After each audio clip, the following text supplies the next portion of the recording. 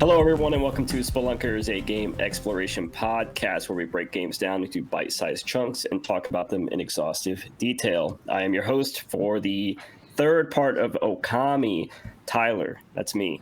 But it's dangerous to go alone, so I am joined by three trusty crew members. Chris. That's me. Ryan. Good day. Tom. In physical form. And returning again for part 3, special guest Cris Babbino of the Hello Hyrule podcast. Hello, sir. How are you? I'm great. Yeah, thanks for having me back. He's a stranger among us. You know what you should have done is you should have bought an ocarina so that as he announced you could play it. Or we should have made Tyler do it to introduce you. I could go get my son's recorder from school. I mean, that's close, I guess, but yeah, we'll just leave the 40 minutes. I'm going to get on a little tangent. I know that we're off topic already, but that's great. I love it. Good start. We'll get to the game. When I was a kid, I had a recorder, for school, one of these things, doohickeys, and I had a Pokemon recording sheet music thing with it. It had like the Pokemon theme song, the Pokemon rap, had all kinds of like random Pokemon songs in it. Very cool. I tried to look one up, could never find one ever again. I have no idea. Wait, so you had the sheet music for the recorder of the Pokemon rap? Yes. That seems like an incredibly rare document.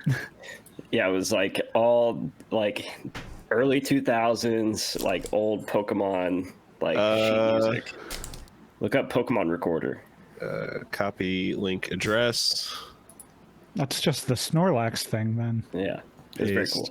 Is it that one? It was a Popey Flute, basically, is what it was called. Yeah, that's it. Pokemon Flute. Yeah, Found that's it in the 3 episode, seconds, everybody. Tyler. Thanks for coming. We found it. That's all we had to say about Okami. So, all right, we're getting back to Okami. Where we left off the last time, we were at the beginning of the Dragon Palace. I honestly thought that we had done this part already. So when I went to go back to do my notes, I was like, we really didn't do this? Same. Oh, we did not. I felt like, I was like, oh man, I thought that was last episode. Rob's question tricked you. I totally screwed this up too because I didn't ask how everybody felt about the end. How everybody feel about the end, Chris? Our Chris. Me? Yeah. Red shirt. Yeah, I like it a lot. Me and Ryan have talked a little bit in the week leading up, and I think I agree with his perspective, which is that there are some of the strongest and weakest moments of the entire game, this chunk. But overall, I really, really like this game. Ryan?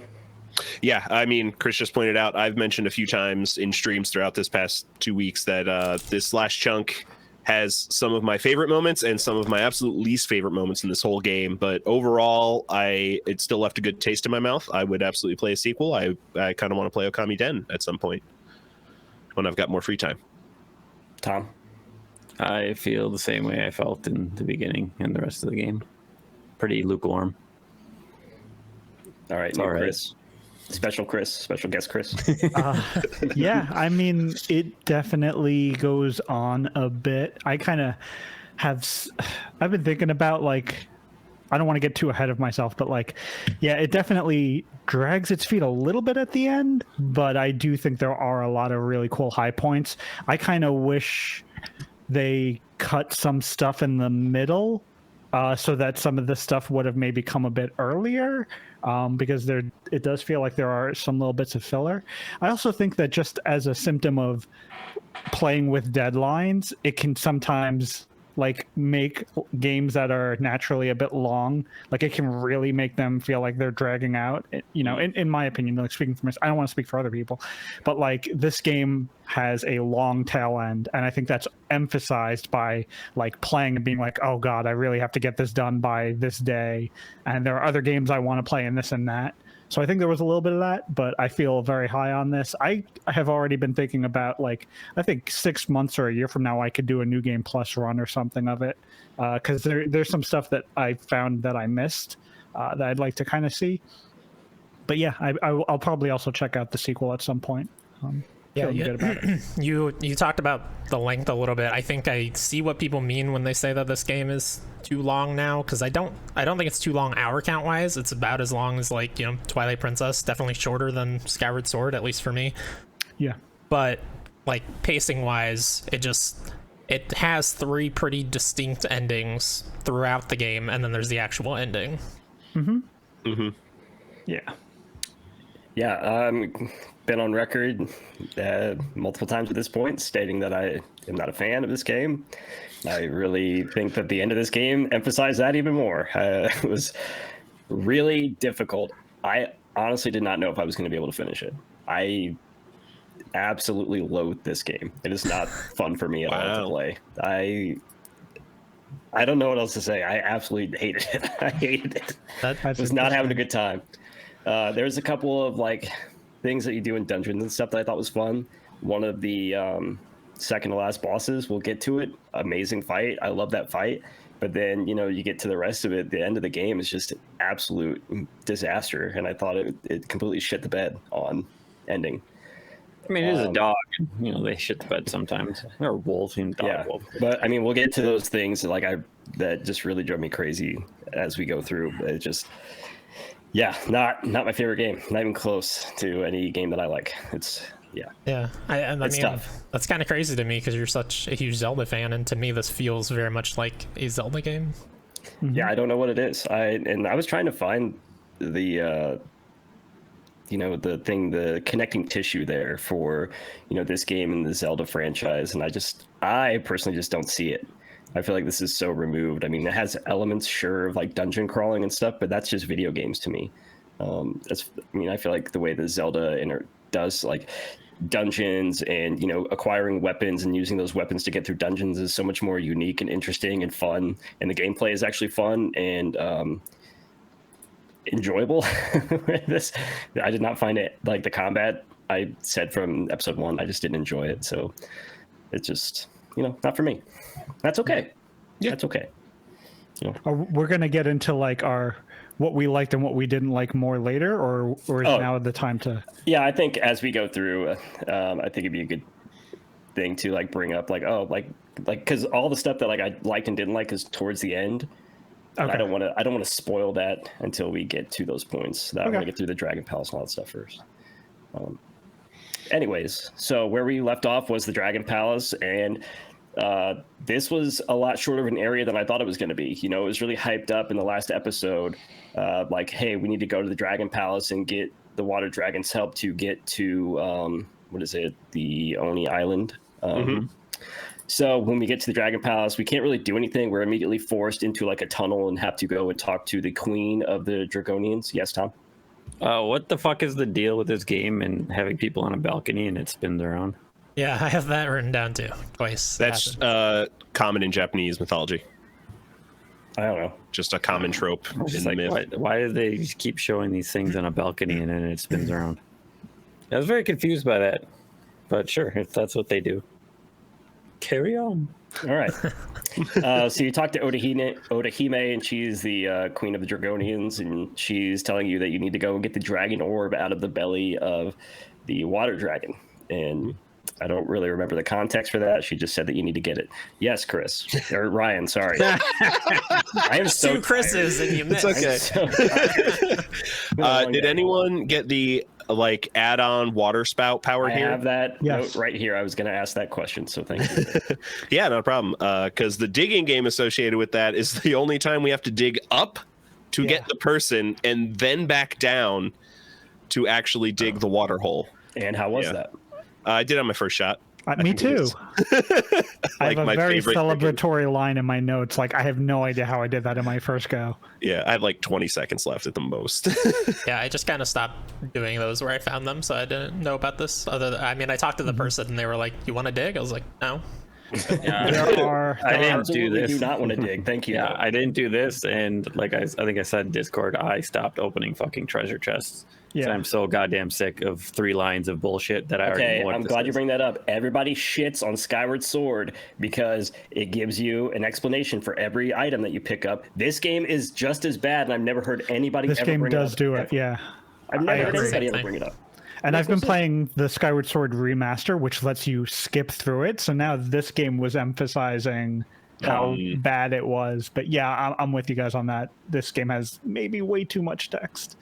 Yeah. Especially in this back third.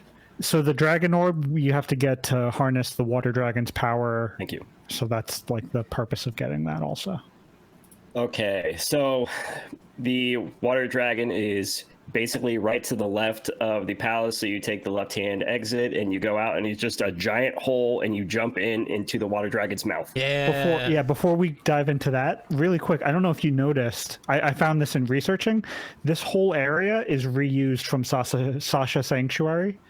The whole Dragon Palace. So this was like late in development. They had to kind of cut some costs. So in this whole section, there are a few places that we visit that are retextured versions of places we visited in the past. So maybe that's part of the reason why you thought it felt so familiar from a previous recording session, because we've literally been in this structure before.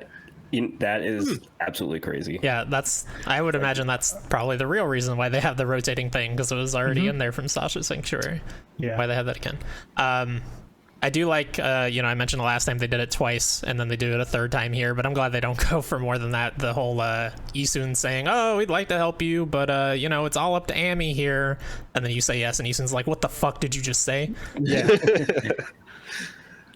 Listen, I like Isun. I don't know why everybody hates him. I mean, he's a pervert, but I like it. I fine. like what happens at the end with him. I thought that was funny. Yeah. I've always liked him as characters. I hate him. So you go inside the water dragon, and it's a very straightforward path. You just got to do a couple of little platforming sections. How do we all feel about the inside of the water dragon? It's like weirdly nice looking. Like it's one of the most beautiful dungeons, considering you're going through the organs of a dragon. Yeah. Also, jumping in the mouth of it was like a weird. It's like, how many living things are we going to jump in the mouth of through this game? I want more, honestly. Let me jump into the mouth of more living things. Yeah. So this dungeon, we're speaking of reused areas. This is a 1-to-1 reused Hana Valley. Like, I watched a video of the two side by side, and like, if you run through the two of them, you're making the same turns, you're doing the same jumps. You just like wouldn't know it because they completely retexture it. Wow. And I'm not trying to say that as like it's lazy that they did. Like, it's very smart that they did this. I had no idea until I did some research. So great job. Yep. There is a fun section in here where you have to like kind of connect the acid or whatever to melt the dragon orb out of the water dragon's stomach, and then as you do that, you have a big fight with a bunch of foxes, which was kind of weird and random. How did we feel about that fight? Is this the part where you get the scene of Amy doing like matrix dodges all of a sudden? I have that believe so. noted, and it was very cool. Yeah. They start draining your ink at some point. I think this was the first time I felt like I had to use Infinity. Yeah. Yeah, for sure. Man, that would have been a good time to use those, huh? Yeah, I had quite a few. But we fight a bunch of foxes, and we beat the shit out of them, and we get the fox rods. And as we get the fox rods, which Rao, how did we end up saying her name? Rao. She was telling us about that earlier on in the game in the last episode, so we have that now. And then the water dragon starts to build up acid, so you have to like do like a timed run out of the water dragon as it's like slowly decaying from the inside out, basically. A lot of that in this chunk of the game. A lot of timed runs. Yes. A lot of timed runs. I think this is the only point where it like puts that giant arrow on your screen, though, which I understand why, but I was not a fan. It's like, please let me put that away. Yeah. I have this, thank you. I can understand how to get out of here. But this is actually something that I thought was one of the best parts of the game. There's a cutscene right as soon as you leave the water dragon, and you find out that the water dragon was actually like the king of the Dragonians all along. He had turned into the water dragon to save the dragon palace from darkness, basically, and defend off all of the evils that has been creeping into the land. And I thought that was really fucking cool. Like, he had taken it upon himself to turn into the water dragon. I feel like that is emphasized later on when something similar happens, and I thought that was really cool and interesting. Agreed. So then you go back to the Dragon Palace and give the dragon orb to Orihime, and she talks more about her husband and him turning into the water dragon. Yes. Oh yeah, we super killed him, by the way, right? By removing that orb. Like, how do you guys feel about that? Yeah. Did you feel guilty at that point? No, not at all. I didn't care. I mean, the queen sent us to do it. Like, the king did that knowing his fate. And Sure. and he was absolutely enraged. And then I don't remember if Rao pops up during this cutscene or not. Yeah, it's like before we go and talk to the queen, even Rao pops up. Yeah. I didn't trust that bitch as soon as she Isun was right. He's like, don't fucking do it, and fucking dumb little wolf dick throws it away. Yep. Yeah. So after we talk to Otohime, we have to go track down Rao, and she's back at the North Ryoshima coast, and we go to that one little shrine area that we haven't really been to yet, but I'm sure we all ran to at least 2 or 3 different times prior to going out to the Dragon Palace. I know I did, because I was like, something has to happen here. Like, and then nothing ever did until now. I rang that bell as soon as we walked into the coast last episode, like 5 times. It's called the Ankoku Temple. And so you go to the Ankoku Temple, and a bunch of different apparitions of Rao appear, and you kind of have to follow them around to the side. I thought that was really weird. It was like one. You really just give me one. I don't need like 15 of her popping up along the side of this building. I get where I'm going. You need the one that goes through the wall to tell you to walk. It's not like a big area. Like literally, it's that building. Like popped up, popped up, popped up, popped up. It's like, come on. Yeah. Come on. But it's just like where they go with the whole dialogue. Like, you don't need to fucking talk to somebody 4 times and then half the dialogue the second time you talk to them, or third or fourth, is half of what they told you the last time.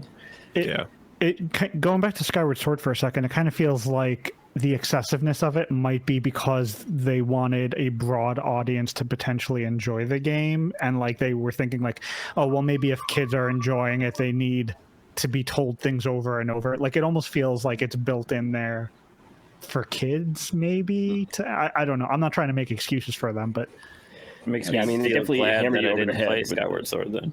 Yeah. Well, the new one doesn't do that stuff. And like that, those extra talking points feel the most egregious in this chunk to me. I feel like we have to do it the most times, and the things that they have to tell us are so exceptionally lengthy in the first place that like just put this all in one continued speech. And it is almost verbatim what they tell you the first time. Yeah, it's only like 1 or 2. And then you're walking away, and Isun like repeats it again one more time. Yes. Yeah. Yes. It's particularly bad. Obviously, this is much later, but in the Arc of Yamato, you hear the story of the arc like probably 5 times. I skipped all of those, and I generally liked the story of this game. I skipped everything in that section. I'm not gonna lie, I think I skipped a couple of cutscenes. I 100% skipped cutscenes at the end. I was very much over this game. Going back to the Rao chase, though, did you notice when you went in that tunnel? Did you notice the corpse in the tunnel? Probably not. I don't think so. No one? It's not coming to mind right now. So. Oh man, so there's a corpse in the tunnel, and if you go look at it, Isun's like, "Hey, those clothes look familiar," and it's Rao. So like, I mean, we kind of beat around the bush a little bit, but like, this is not Rao that we saw who took the fox rods. This is an evil. This is the evil spirit, basically possessed by Naruto, dark spirit Yami. This is a shape-shifting Ninetales. So if you actually notice that, you get a little bit of a teaser there. But we follow Rao's apparition behind the Ankoku Temple, and it kind of leads you through this well and into the outside of Himiko's palace. And you have to go back up to the top of Himiko's palace and go talk to her. But when you get up there, Rao's up there, and bad things are afoot.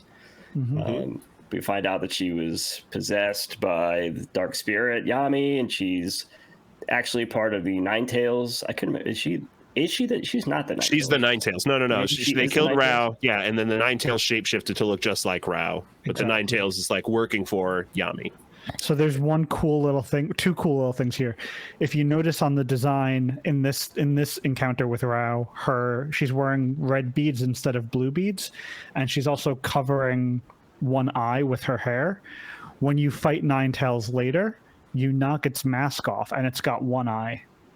So like it's kind of, again, just little foreshadowing stuff that like this game has great attention to detail. And has she already killed Himiko by this point? I don't remember. Yeah. Yes. Okay. So Himiko is dead on the ground, which I thought was surprising. I wasn't expecting that. That was actually one of those things. I was like, oh, snap.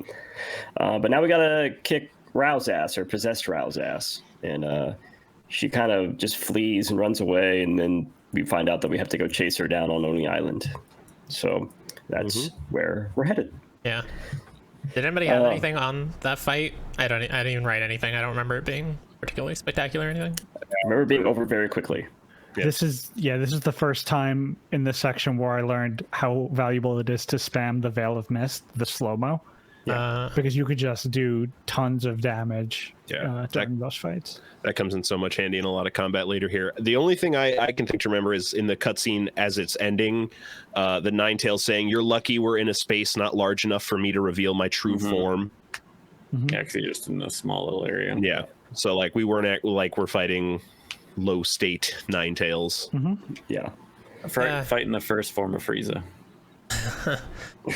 I feel like when we fight him later, he's big, but like he would have fit in that room. Yeah, I think so. Just had to crouch down a little bit. Like, you're not that big, Ninetales. Calm down. One note I do have, I love a lot of the art in this game, like when it flashes to just like basically screens, just like concept art essentially. But there's one here that's like a picture of Himiko that looked really awful. Like I thought it was like really bad art. The only time in this game I thought, wow, that's a bad drawing that I don't want to see on my screen. Thank you. I think this is like the third death in like this small chunk, like Himiko, Wada, and Rao. So it's just like, wow, this game is not afraid to like murder its cat. Like, again, comparing it to Zelda, like Zelda doesn't just murder its cast as much as this game kind of Not does. yet. Not yet. Maybe one day. So now we have to track her down to Oni Island, and we have to go back to the Watcher's Cape. And again, this is a very cool part. We go to Watcher's Cape, and Odahime takes the dragon orb and actually turns into the water dragon to help you break the barrier and to travel onto Oni Island. You have to walk across her back to get to Oni Island. I thought that part was pretty cool. Which again, I just thought about Dragon Ball when he's running across the fucking... Goku's running across the bridge. Yep. Real quick, I have a couple notes on that like run. They'll let you use a mermaid coin to try to fast travel, but they will not let you fast travel, which mildly annoyed me. Mermaid coins are dirt cheap, but there was a couple of sections that really bothered me because I was like, oh, let me use a mermaid coin here real quick and I'll go travel somewhere else. Like, no, you can't. You're locked into this area. Yeah, but they usually throw it back to you. Yeah, but still, it's fucking stupid. Don't do that. You know? And you get that extra power. You don't have to spend the mermaid coin. You just... I guess they ran everywhere, anywhere. Because they want to make sure you see a cutscene that triggers when you enter a certain place. Yeah, I agree. It's frustrating though. Yeah, I mean, I think it's mostly they want this to like feel like an epic run too. And I mean, if you don't make it to the like where she turns into Dragon Bridge in time, it like resets you not all the way back, but like back to your last load basically. So like they want you to make it there in a certain amount of time is the gist of it, which like I thought it was really weird when I failed and like it only reset me back to that area, but it completely reset the cycle of time. Like I guess it's a game convenience thing. It just felt weird that they're trying to build this moment like this, but they don't really commit to it. And also this super much like the fight with leading up to the fight with Orochi, this felt like an ending. Like this felt like building to the climax of a game, which this game has a few too many climaxes that start to wear on each other. Just remember that Cris doesn't like a lot of climaxes. He said something about loads earlier too, so So we get to Oni Island, and I'm not going to go into a bunch of details about Oni Island. I figure we could just talk about it generally. There's a lot to talk about in this section. This is the one that starts off with the lava, right? Yes, we have a lava area in the front. We have to make our way around. So, Tom, you have something to say about that? Yeah. I fucking jumped down there, and I swear to God, I tried doing the fucking lava spurt until it goes up like 10 times. Like, Chris, you'll see it in the fucking video, and I'm like, what the fuck is going on? Like, nothing is literally happening. I'm like, I literally just stopped and stared at the fucking wall for the longest time. And then I went back and forth and back and forth. Then it activated, but it wouldn't activate. That was my paintbrush. That was my experience with Water Sprout to a large extent. Also, just like, why isn't this working? Why isn't that's like the one? My experience with the brush in general. Like, really? I posted a clip on Twitter, but it's like I was trying to do a constellation, and I kept putting the dots for the constellation, and it just wouldn't fucking register. Because he would do like 4, and then then he's like, oh shit, there's one there. And as he did it, it would be like at 2 seconds, and then the fucking other ones would shoot off, but that one would stay there. So then he'd put the other 4 back. By the time he got those back, the other one shot off, and then those go away. Like, that happened to me too. They'll shoot away? It took me 5 minutes to do one constellation because like I was just trying to rush through it, and I was trying to get the cursor right on it because it's a pain in the ass. And then I just couldn't get it. I was like, are you fucking kidding me, game? And it's like, I would have it down there. It's like, nope, you didn't do it fast enough. It's like, whatever. Well, that's like I experimented, and you can use the PS5 touchpad for the brush. I don't recommend using the PS5 touchpad for the brush. It's god awful. So I tried it once, and I was like, nope, this sucks. Not doing this anymore. Yeah, I think you still have to push square, right, before you can brush it. Like if you could push in on it, you can't just draw. Yeah, you have to press more buttons than just the touchpad. I'm like, nope. Yeah, switch screen, you just draw, but. I mean, it did not help me in these constellations. I was embarrassing myself a little bit. It was like, am I just bad at games? And I am bad at games, I guess, but geez. Those threw me off too. Don't feel too bad. I would always miss like one, and it would just take too long. Yeah. On your way in here, Isun has a really good line. He says, promise me you won't give up for some stupid reason like you're hungry or you need to go to the bathroom. Which I thought was really random but funny. So once we get through the lava, we get through the lava, we get into the Oni Island temple dungeon, if you will.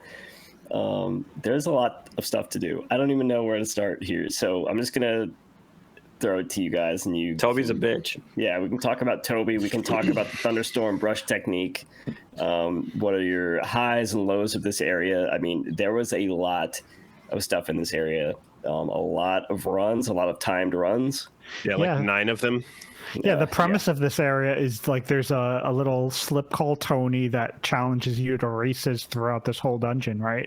And like the races get progressively harder. I really liked Isun referring to you as Full Throttle Ami. Yes, I thought that's probably the best nickname you get in the game. Yeah. Yeah, the races aren't hard. The fucking game is bullshit. Is what that is. Well, I thought it was weird. It's like, oh, Toby is like he's basically the guard of this area. He's the one that keeps people out from getting to the top of this area. And he's just a piece of paper. He's just a little piece of paper. That could fuck off. A little enchanted piece of paper. There's one race in particular that sticks out in my mind as suffering, like being exceptionally difficult because of poor camera control.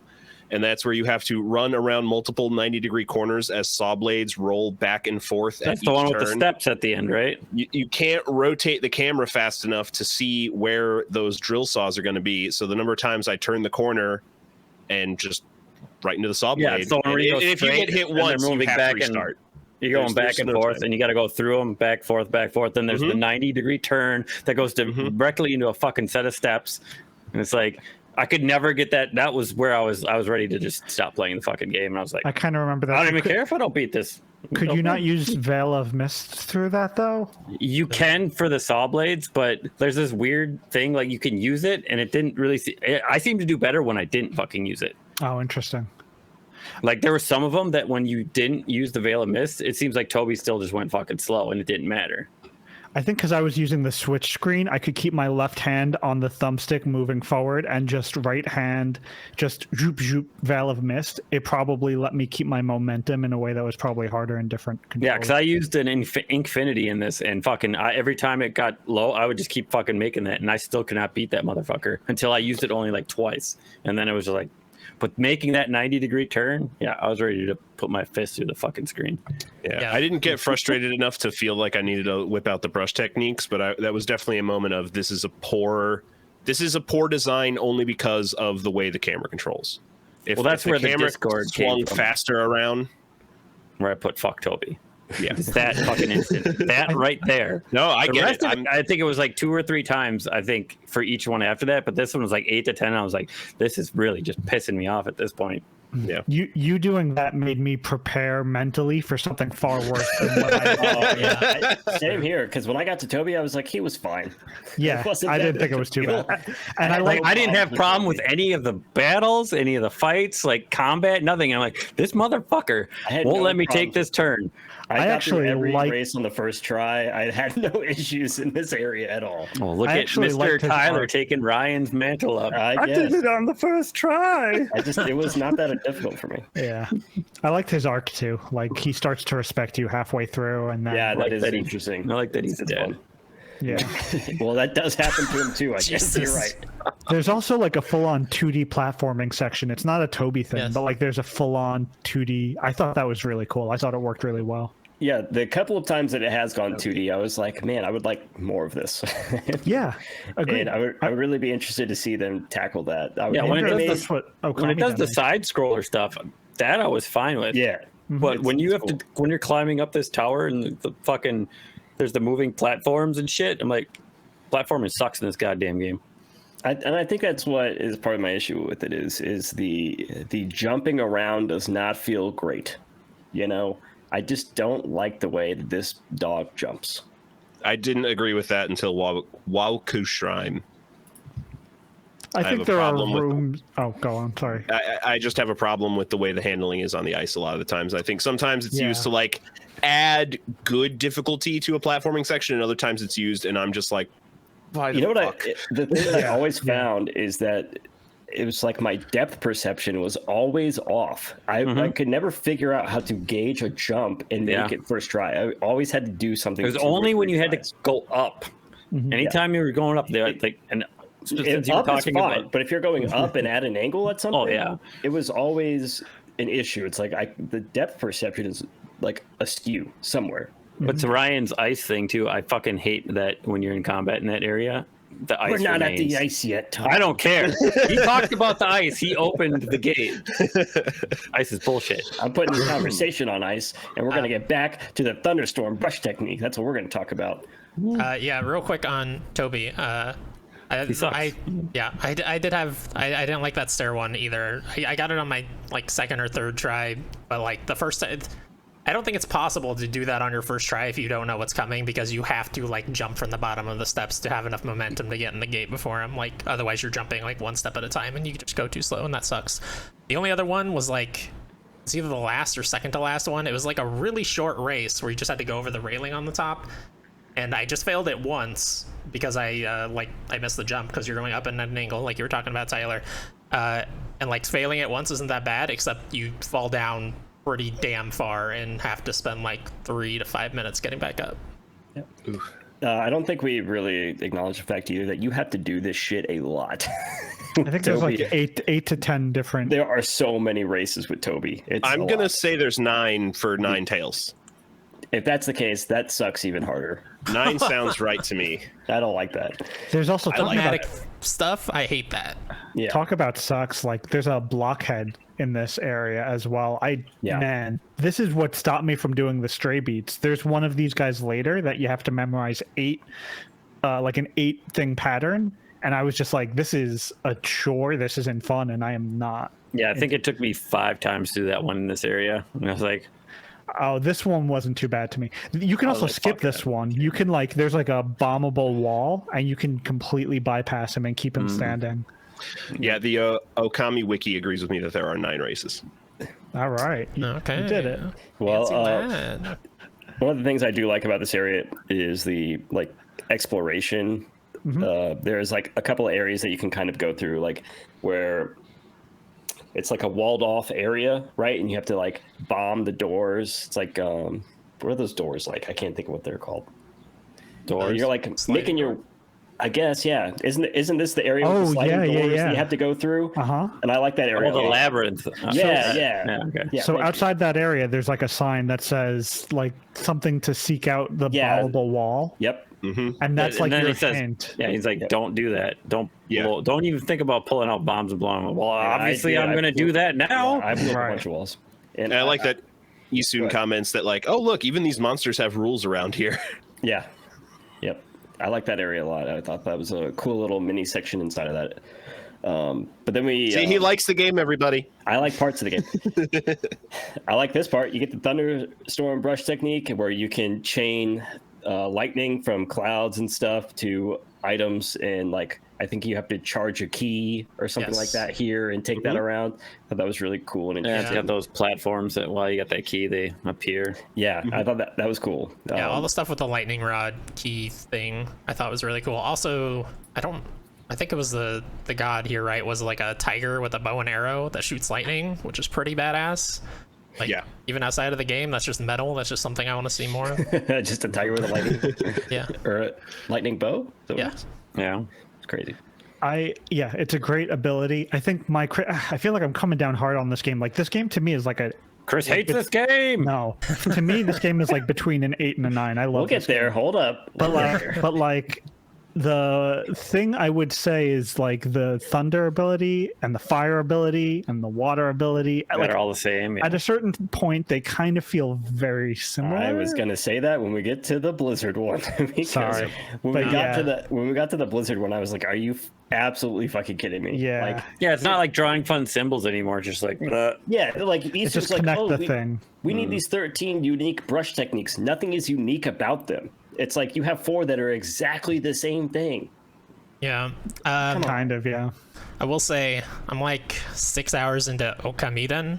Tom and Tyler do not play Okami. So far, every ability is drawing a line from a thing to a thing. That sounds. I mean, I had no good. plans of playing it anyway. Yeah, so. no, I got playing good games. I beat it and I deleted it immediately. I pulled a Tyler on this one. Yeah, I also beat and delete immediately. But we make our way through the Oni Island. We have the Thunderbrush technique now, and we get to fight the Nine Tails. I will say, I'll go on record, I think all of these bosses at the end, except for one, I'm not counting as a boss, and the last 7 or 6 that you have to do are great.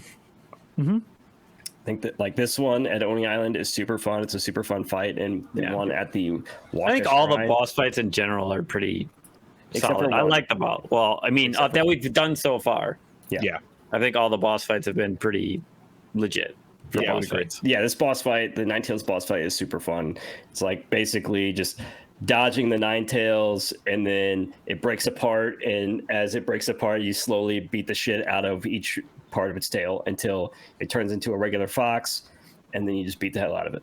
Is it? Can you do it at this one too, or am I just thinking of the second fight where you can burn his tails with the fire? Oh, I never did 'Cause that. there's like torches on the outside, and you can grab the fire and arc it across and Oh, burn that's all right. of their tails. Yep. can do that? Yeah, you can do that. Yeah, That's cool. I didn't know and that. it'll kind of like stun it a little bit. I think. Oh, that's cool. Yeah. That's cool. How'd you guys feel at The end? large ladies that it spawned into, I didn't like them. They like because there's a different kinds of like the little ghost people that start running around.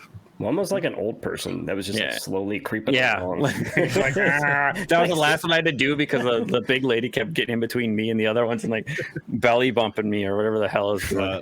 This was the time I finally started to use bombs in combat, Oh, and bombs are great. they Yeah. went down pretty easily. And then I immediately didn't use them again. Oh, I use them a ton up to this point, but not at this point. I really like that this fight starts with you see a constellation and you connect the dots. You think you're going to get another new power. This is the one that I posted a clip of, by the way. Oh, because Ninetales, she's the one that can block you, right? What?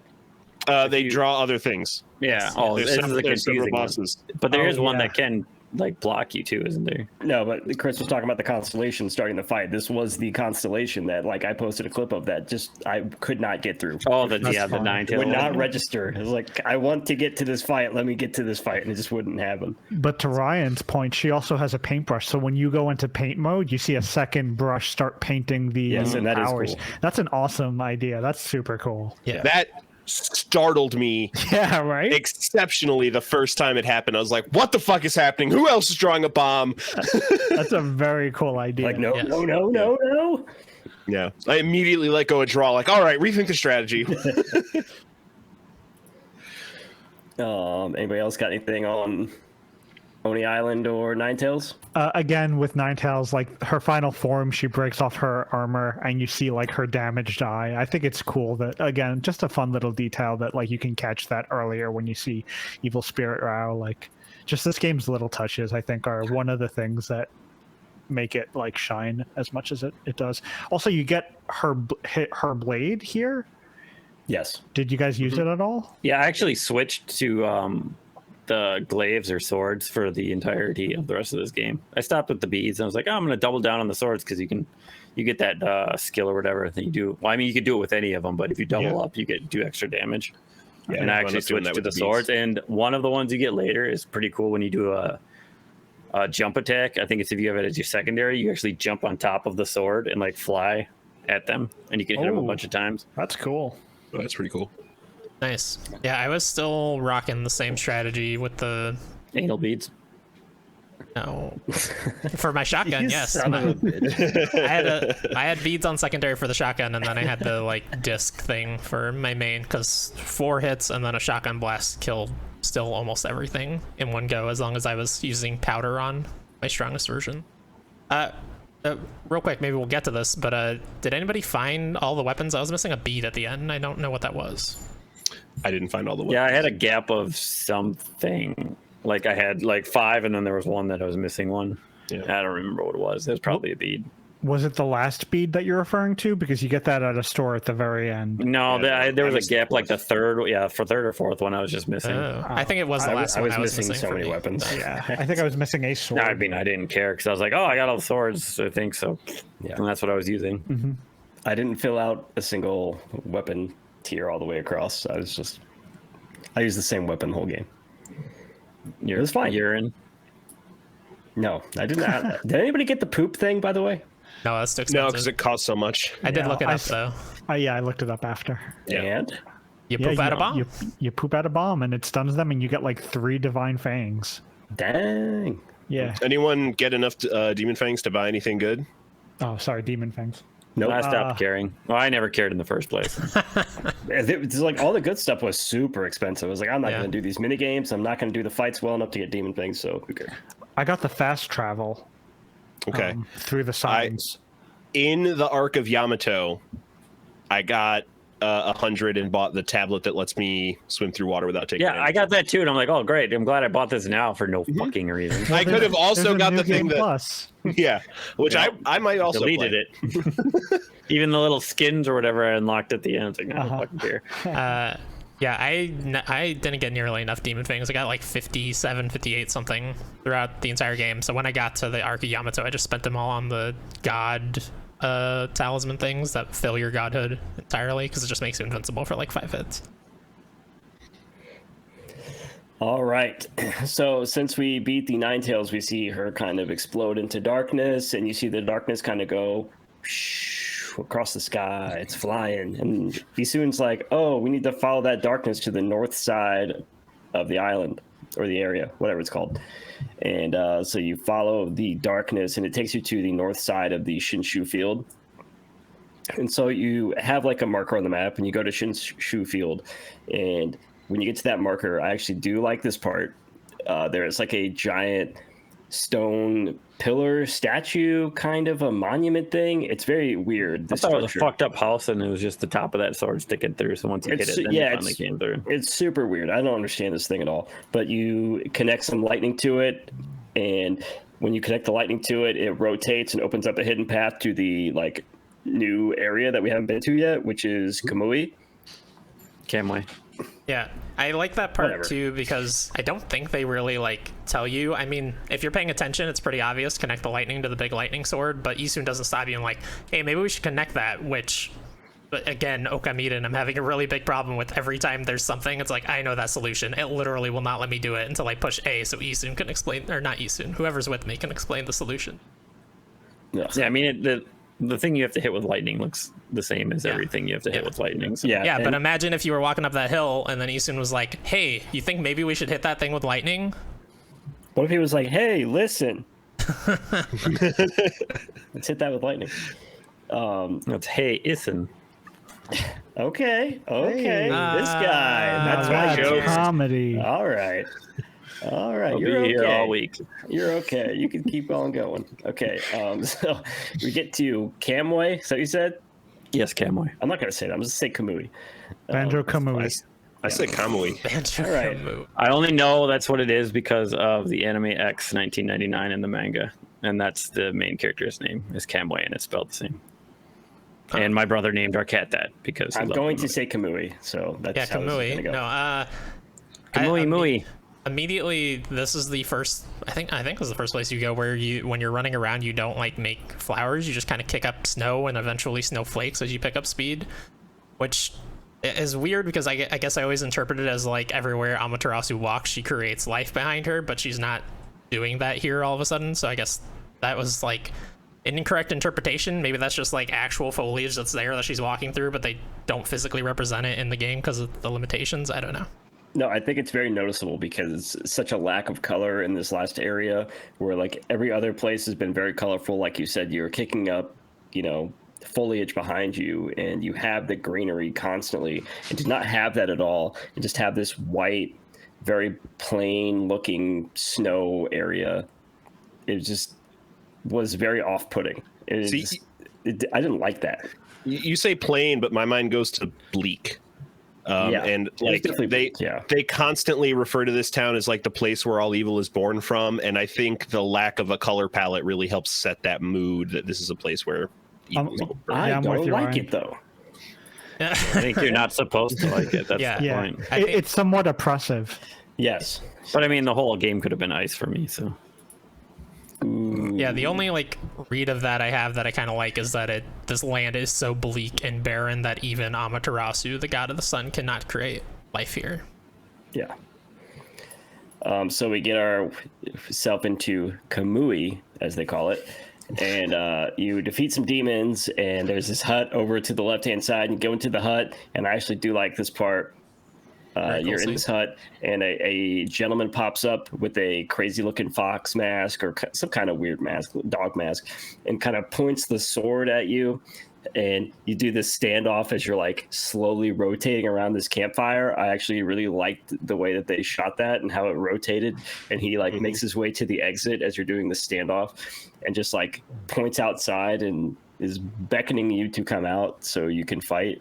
That was really cool. I like that. Yeah, and you could tell Easton knows him, like recognizes him. Like he makes a reference. He goes, "Hey, it's you." But of course, that's all we get is a "Hey, it's you." When he runs out of the hut and you have infinite amount of time to break the shit out of every pot in there, he doesn't go elaborate on who he is. He just that's it. Yeah, I mean, Isun throughout this whole section is intentionally being cagey about like the fact that he's from around here, kind of, because he really does not want to face his grandfather. This is, and to your point, like this is some of my favorite stuff in a while in this game's story is like Isun's origins and seeing people's opinions on Isun and learning about him.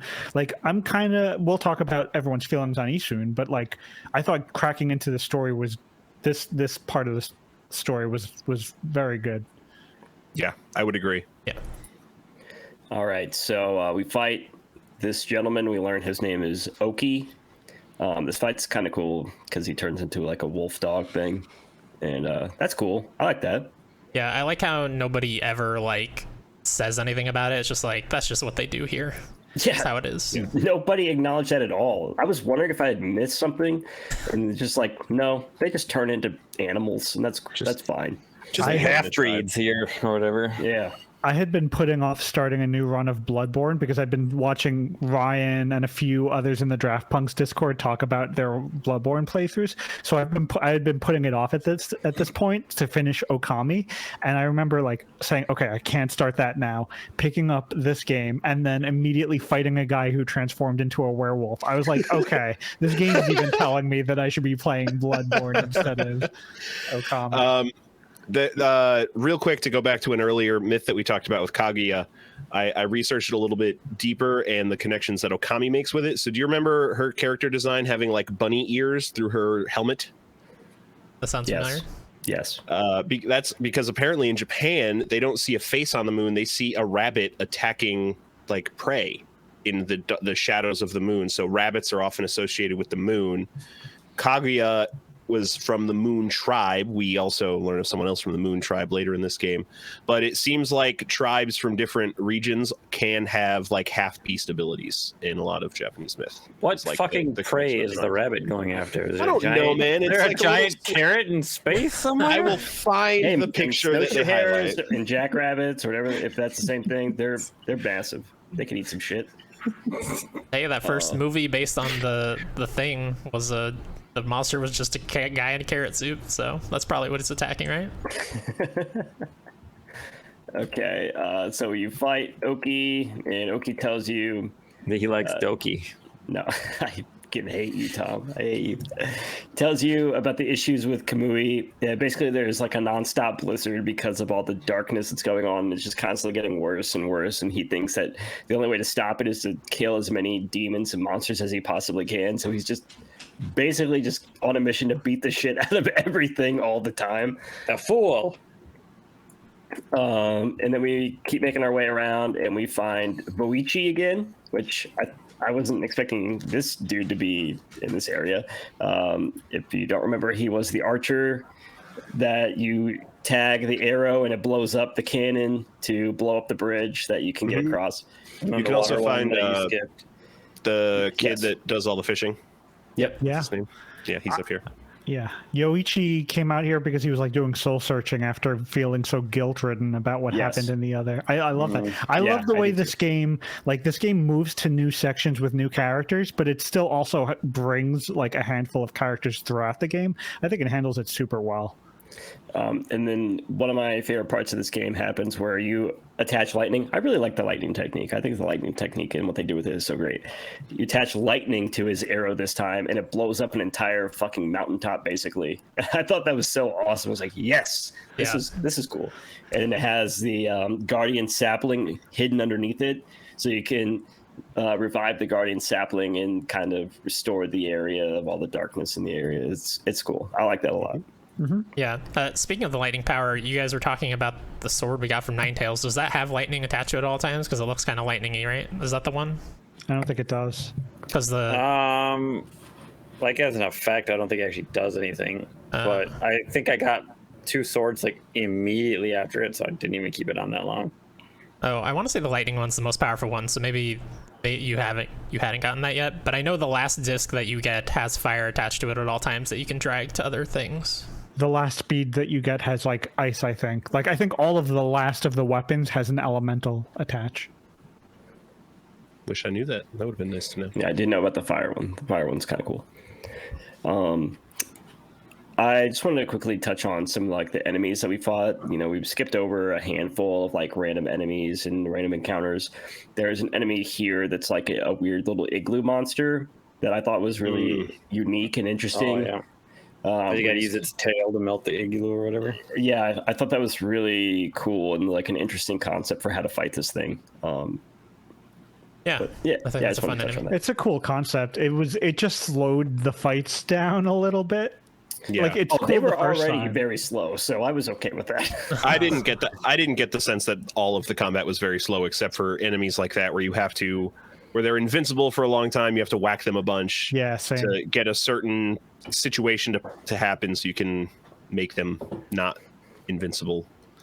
I want to touch on real quick. There's a few side things you can do here, but the biggest one is the fishing. And I went fishing for probably like 5 or 6 fish just to do the fishing some more because I kind of liked it Were you for a just little fishing bit. off? Yeah, I was just fishing off whatever that you were getting at there. And I really don't like the fishing anymore. Like the big fish especially, they'll like sometimes wiggle back and forth really quickly, and you like there's nothing you can do at that point. You're gonna lose the fish back out, and you're gonna have to restart and just hope that they do not do their wiggle back and forth thing anymore, because it's basically just pulling in the opposite direction is all you're doing, and you can't predict that, unfortunately. Yeah. Yeah, there's also fishing in the previous section. I didn't mention it before we got to Kamui, but like there's a ton of side stuff that opens up right before Kamui that I didn't know about till doing research for this. Like you could do fishing in a bunch of areas and whatnot. I'm not saying it's worth it. I think it's good money to some extent, but that's Kind of, yeah. it. Well, if you want to poop on something. Yeah, if you want to get Brown Rage before New Game Plus, then you got to do it. Also, there's another dojo here, which I There were probably like 3 more moves I bought, and at this point, I was very frustrated. No idea there was a dojo here. Oh yeah. I was very frustrated that he makes you train on every move, even moves that are like, there's no training for this really. Well, He just like lets the you double walk back jump. out. Like, yeah, who the fuck needs to train on the That's double? Like, the That only is why I stopped going to the dojo. the main one was something the that was attack like- that gets added to the dodge. I think that was the only. Yeah, that was cool. There's also like you can tackle larger items. There's something called hard head, and this is where you get the thing where if you get 2 of the same weapon, it buffs the damage output. Yeah. So I did the rosaries here. I know you mentioned you did the swords. But he still makes you go train for it, right? He does. Yeah. Yes. Yeah, he that's- makes you walk in that that's- room and that's then you can not walk good. back out. That's It's not- that's just not good extra games. loading screen. And this is where I found out, like, because apparently I didn't know this the entire. You can fucking skip all this dumb shit, like just by Yeah. pressing the button. Mm-hmm. Him I talking, learned that I'm last like, I time. don't need to fucking hear you talk again. And See, then I don't. And this is the beginning of the end for me because then I just started skipping everything. I don't mind the extra loading screens. Since I turned those mini games on, I took every opportunity to use those loading screens to try and get more demon fangs. So every time I saw a loading screen, I'm like, mash a rhythm, mash a rhythm. There you go. One You time, still- one you still time by the didn't end of the get game, I got the mash. No, I did. I got a 100 demon fang item right at the end. Well, so did I, but it wasn't worth it. What? You don't need fucking water. You whatever could have at the end. also gotten the ink rejuvenation, but I wanted to stunt on the last boss. Yeah, I'm gonna swim all over this last boss Where there's no water. and all this water that's here. I had 28 Inkfinity stones. I didn't need. Hey. Anyways, we make our way around and we go to the village of Wepkir. Okay, here's a little tangent. Good Not name enough for- One Piece Shut up. references in this one, No, there's Odahime is from One Piece. but in this section, right? That was No. last section. No, there's none in this. But That's why you Wepkir- don't like it as much. I'm trying to fucking talk, Tom. Stop interrupting me with One Piece stuff, okay? I'll interrupt. Okay. I froze for a second. Shocked him. I'll interrupt myself with One Piece stuff, okay? Anyways, they have really good names for their villages. I do like their naming convention. I think it's really good. I think the only name I'm not a big fan of is Waku Shrine because it's difficult to pronounce. Waka, right? It's Waku. Wow, cool. Wow, cool. Wow, cool. Yeah, you gotta get that extra W in there. Wow, cool. The walkthrough that you're using for your notes wrote it down wrong. I noticed that too. It's just like They wrote it Got down as him. Wauka. Oh my God! Wait, can we talk about how we ragged on Ryan in the first episode, and he came back at the end and threw the walkthrough stuff in your face? thank you. Talk about a redemption. It's only because he knows that I fucking hated this game and I had to go back and look at a walkthrough and look at notes. That's the only reason. Amazing stuff, Ryan.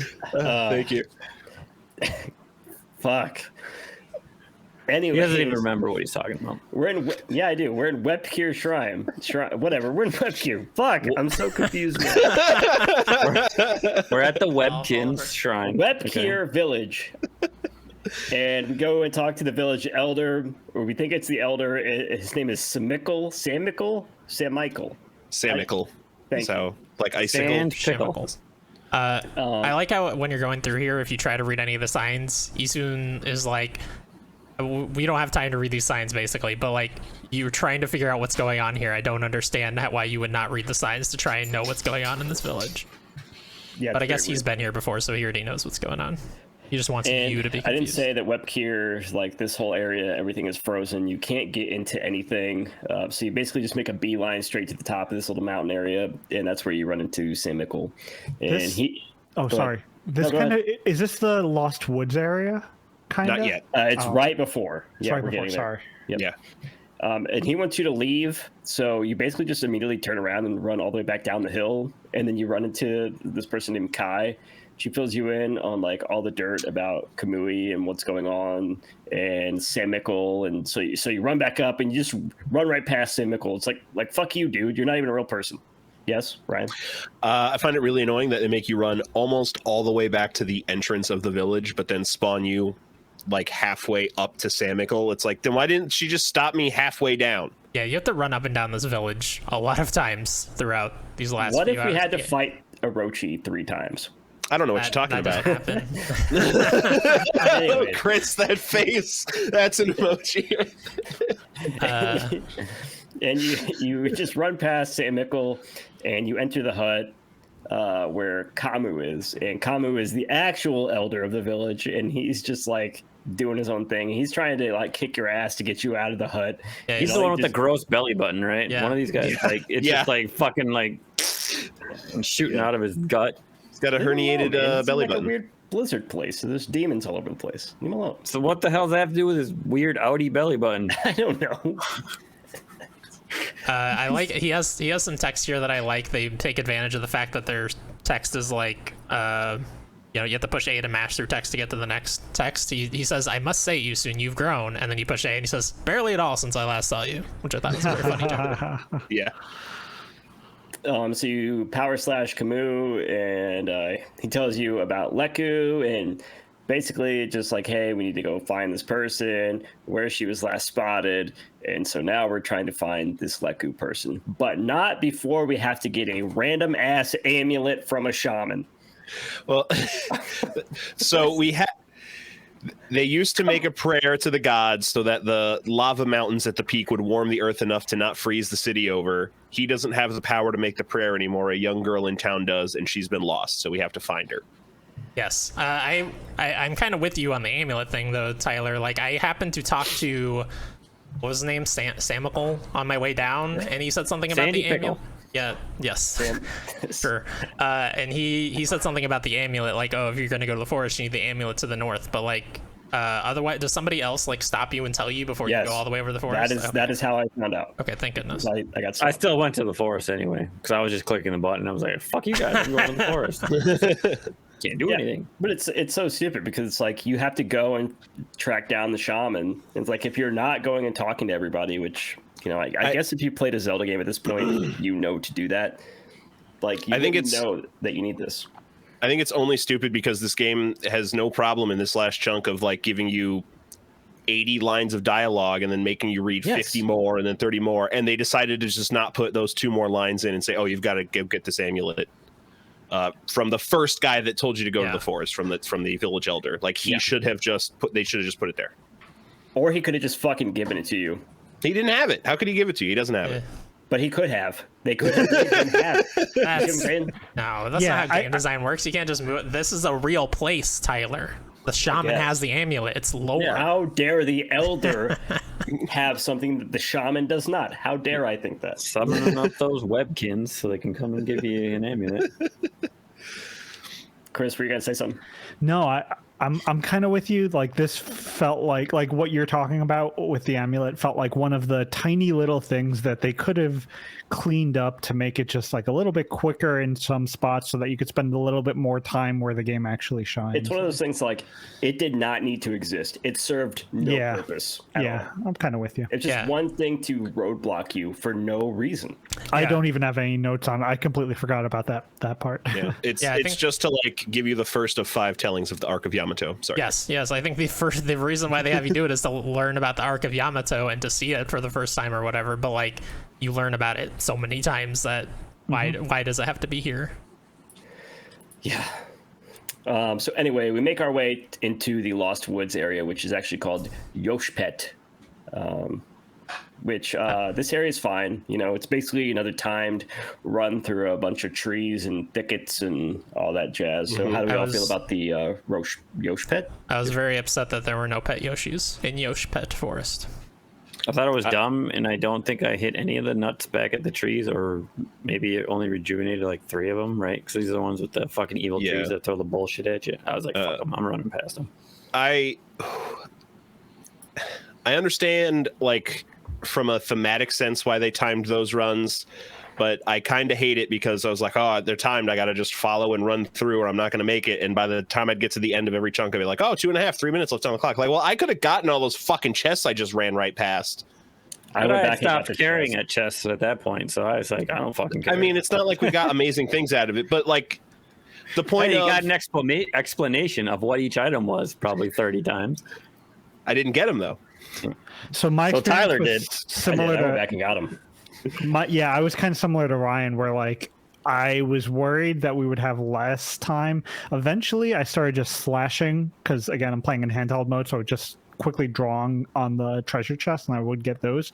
But there's really nothing of consequence. I think there were some stray beads in here, but like mostly just things you could sell. Yeah, I did this part as basically just a time sink because I was listening to an audiobook at the same time. I was trying to finish my book, so I went back through before shit started getting like more real in the game, and I was like, I'll just run through here again while I listen to my book.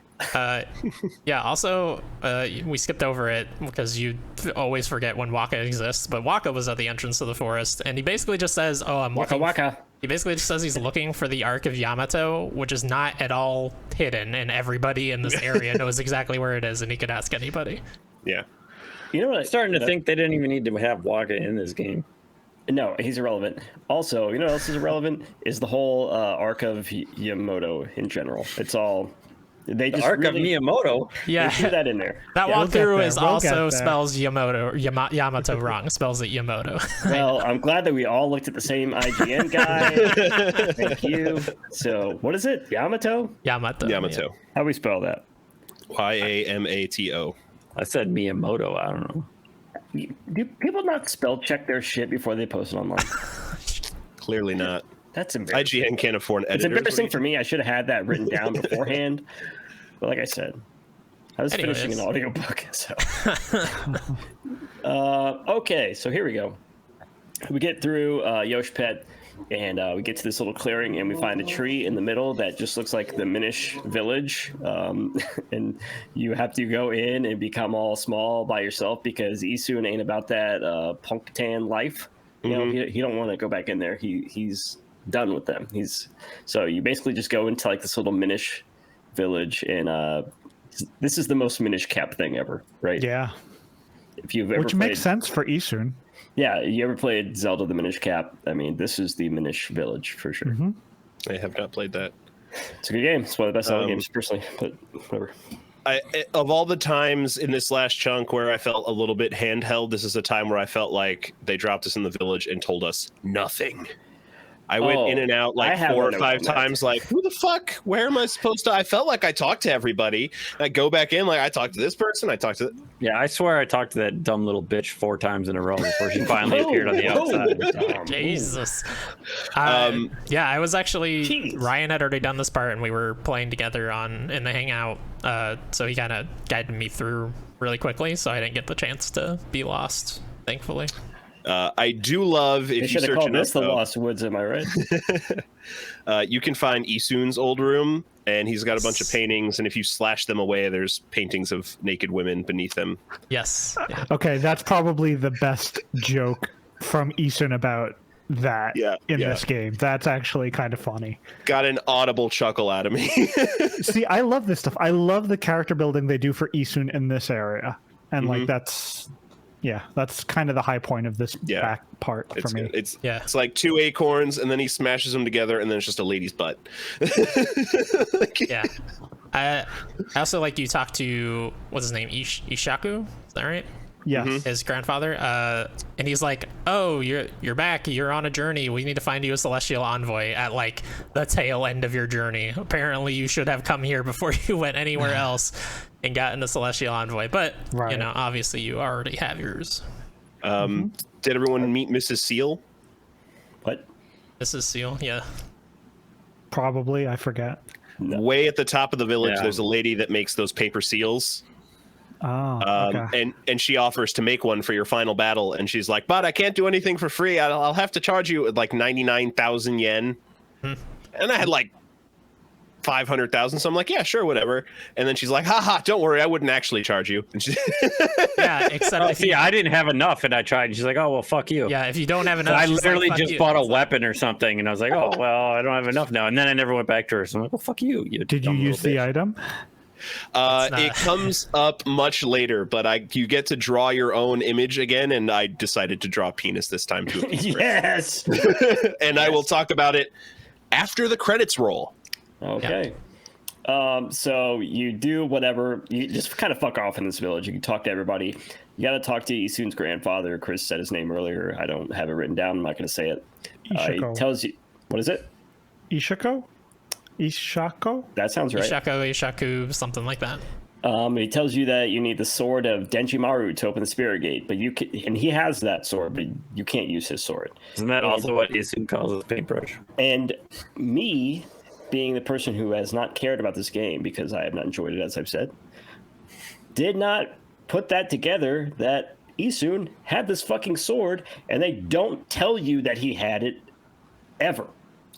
In this section, after you talk to his grandfather, nobody will ever tell you that Isun has that sword. So if you forgot that shit a long time ago, you're just kind of screwed and left out to like go and figure it out. And then unless you bring up the, spelled incorrectly IGN guide, and then you can figure it out. So that was frustrating because I was like, how do I progress through here? I was like, because I had to remember some random shit that Isun said like way earlier on. Yeah, I mean, come on. I also, I figured at some point, like, he would have to go face his grandfather to get the sword or something. I didn't realize that his sword was the same thing until we were literally at the gate and he sliced it open. I was like, what? What? Why? Why is he able to do that? I thought that was able to do with one sword. And then it's like you got to run through a bunch of more dark woods. It's like more running through Yoshpet. And then you finally get to the spirit gate. And like Chris said, Isun just opens it up. And then lo and behold, you're back in Kamiki Village. Yeah. But in the past. Real quick, one more thing with Ishaku. I love he's talking to you and he says, I can sense that you, I know you can't talk, but I can sense that you're holding back tears just as much as I am. And Amy just like looks around like the John Travolta confused meme. That was me the entire time we were in Punkdon or whatever it's called. Punkle. The entire game. Yeah. Oh, they're Punkles. So you go to Kamiki Village in the past, and you go to what we would think would be Susanoo's house. Well, first, real quick, you meet very, very young Sakuya, who calls herself Shakuya. Yes, I have a note about that too. It's so cute. That's adorable. So you fight this gentleman named Nagi. You may have heard about him at the beginning of the game. You go to Susanoo's house, and it's not Susanoo. It is Nagi of the old tales, as they say, the 100 years ago Nagi that we've learned so much about at the beginning of this game that we thought was going to be a huge ordeal, and it ended up just being a B plot in this overall story. Yeah, he's got like knight's armor, I think, and everything. I thought it was super cool that you found yourself kind of back in the events that you heard about. I was super confused because I was like, are we playing as Shiranui? Are we Amaterasu? I mean, is this us going back into the past and being in this role like we were actually there the whole time? I did not understand. Well, no, they answer that though, don't they? They eventually do. I definitely thought at first like, oh, there is no Shiranui. It was just Amaterasu visiting the past, but then that's not the case. Yeah, no, it's Back to the Future. Mm-hmm. Time travel. So I didn't know. Tyler loves that shit in games. Not this. So then you fight Nagi, and then you have to go to Nami, who was, as we were told from the old legend, Nami was Nagi's love interest. Nami from One Piece, shout out. What's up? Concubine. That's right. Nope. So she's a sake maker. You go and you have to steal her clothes, which I thought was weird. And you steal her clothes and you dress. You get some side boob action here in the water. Right. You dress Nagi up in her clothes and take him to the moon cave. Well, you have to like pretty good. Follow the steps of exactly the legend of old, and that's he disguised himself as the maiden to be sacrificed to Orochi to get in there. Yeah, it was something. Yeah, I like it. I'll say, in general, I don't like time travel because it so often does not work. It does not make sense the way that they set it up. But in this game, I think it works because you intentionally make everything play out the way that you heard it, and because of that, history is still the same, and it turns out, this is how this all happened to begin with. Amaterasu was always going to come back into the past and make these events happen this way. It's like Endgame. That's right. There you go. So I have my one note is Mr. Orange was previously Mr. Grapefruit. Yeah. So I'm glad to contribute that to the conversation. Hey, he's still a citrus, though. Oh, wait. Serious question, though. What do you think Mr. Grapefruit tastes like? Like his human skin, or like Yes. the great probably human skin. Interesting.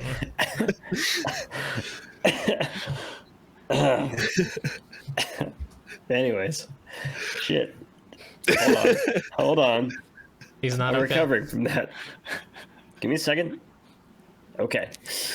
So we go to the Moon Cave. We take Nagi to the Moon Cave, and we have to fight Orochi again. Yeah. Yeah. Which I was not excited about at the start of the fight, but the cutscene at the end of the fight, I rather enjoyed quite a bit. Yeah. And I got real excited when you learned there could be a third time. Yeah. Tell you what. But I didn't even know there was a third fight with him coming later, and already I had written here, this feels like Skyward Sword, where they make you fight that big scaly thing 3 times. 3 times. I would say yeah. that is more interesting though, because at least that one changes up every time you fight it, and it evolves every fight. This was the exact same fight. It was, and it's not good the first time. I would say Orochi. No, it's considering it's such a legendary thing. It's the worst. It's the worst boss fight out of all of them. But the imprisoned, the Skyward Sword fight, the hitboxes are so bad on that thing's toes that like Yeah. I would almost rather fight Orochi again, just no because way. it's like at least No it's way. predictable. It's way It's too not long. as long though. You know, It's not like, as long. You're the right. Orochi fight is. It doesn't matter how fast you do it, because Yeah, I was it's- able to knock out all the heads in one go this time. It's still long as fuck. I mean, Yeah. it's so long. It I don't- is. So in the we've walked around it in the third fight with Orochi. There's a I wound up.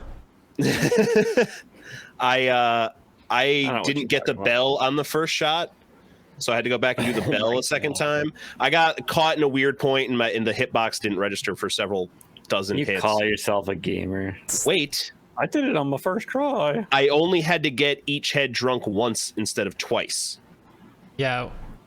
And we were still in that. We were in a call at that point, and we're not sure still, I guess, if that was because he took 2 rotations on the bell. It was trying to make it about the same amount of time, so it made it only 1 drink, or if it was That's interesting. something else entirely. It sounds like you found the speedrun tack. I was going to say that feels faster than the standard fight to me, because it's faster to get 3 heads drunk than all 8 heads. Yeah. The game to just whack felt them so bad for him. It's like, well, I'll give him a pass. down. Like, this guy can't even get the bell in one. Fuck, come on.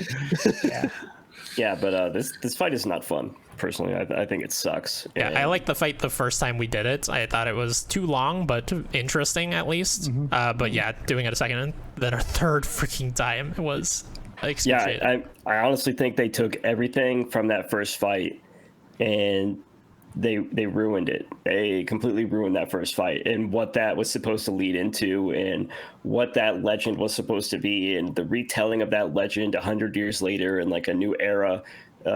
They absolutely ruined it by making you do it 3 fucking times.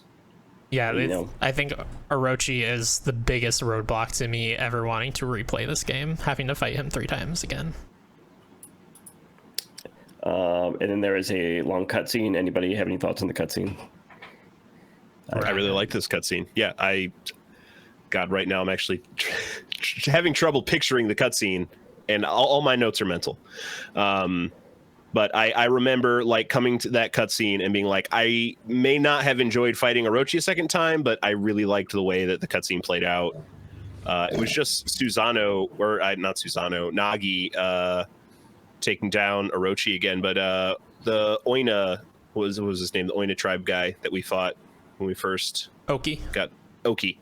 He was there as well, and like the combination of him like being Getting his ass ashamed, kicked. getting his ass kicked and like running away, like I don't know, that emotion, that cutscene hit me in a good way. Yeah. And then you have to kind of escape the area after you defeat Orochi because everything's kind of crumbling around you. And then you escape the spirit gate or whatever it was called, and you run out of that area. And the girl we were going to rescue was hiding under the bell. Yeah. And also, we do I get totally an answer. forgot that that's why we went there. Fucking dog inside the spider Even talking about it, I was like, why are we going to the spirit gate again? to fight yeah. Orochi.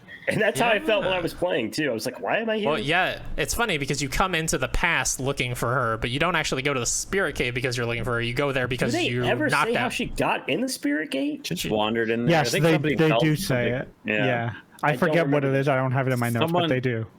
The twin things, one of them, like, The twin changes lions. themselves. Oh, let yeah. you, let you like, go in there. There's free Yeah. puppies. Yeah, it came to her in a dream Candy. or something, she said, I think, and told her to go there.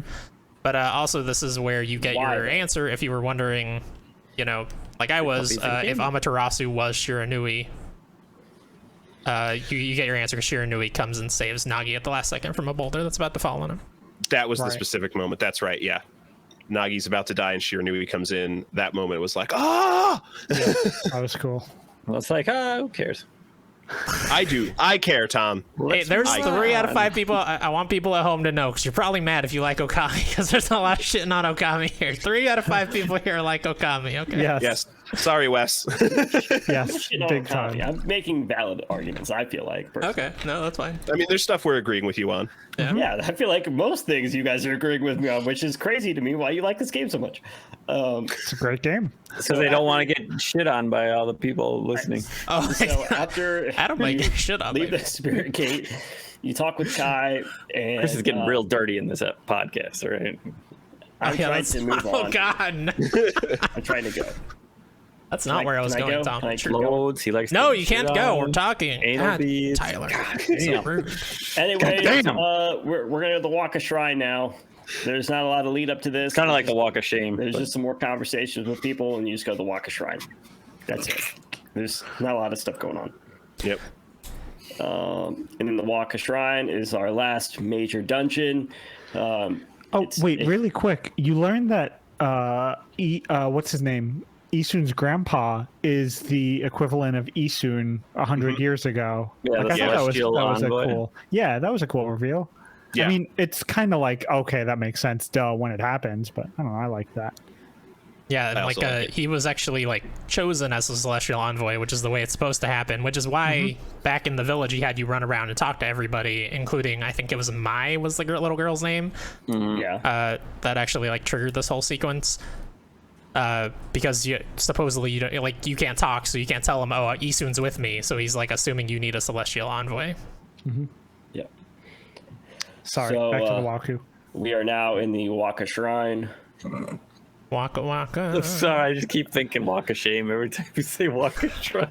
So there's like a puzzle right up front where like these cannonballs are just like non-stop coming at you, right? And you use the Veil of Mist to slow them down and fire them back. I thought this was, I mean, it's not like a trick that we haven't used yet, but I thought this was a great implementation of that.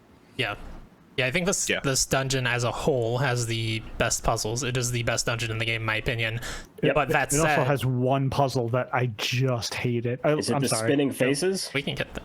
Oh, Yes. is that it? Yeah. Yes. Yes. I agree. I ended up looking that up. I didn't know. What I also was had to doing. look that up. Really? because It's like, this makes no sense. No, I understood it. It was actually executing. Was Yeah, it took me a while to figure out I had to hit the fucking lever. I was like, Yeah, why? I didn't and then know about the I hit the first one, and I was like, it stopped. I'm like, why are the other ones stopping? What the hell's going on? I had no idea what I With needed you, to Tom, line I up. didn't know about the lever.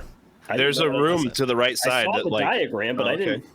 didn't understand that you were lining up the mouth or whatever. Yeah, once I saw sorry. the diagram, I was like, eye. okay, so I do But have to stop exactly, these guys. It's an eye, Yeah. whatever.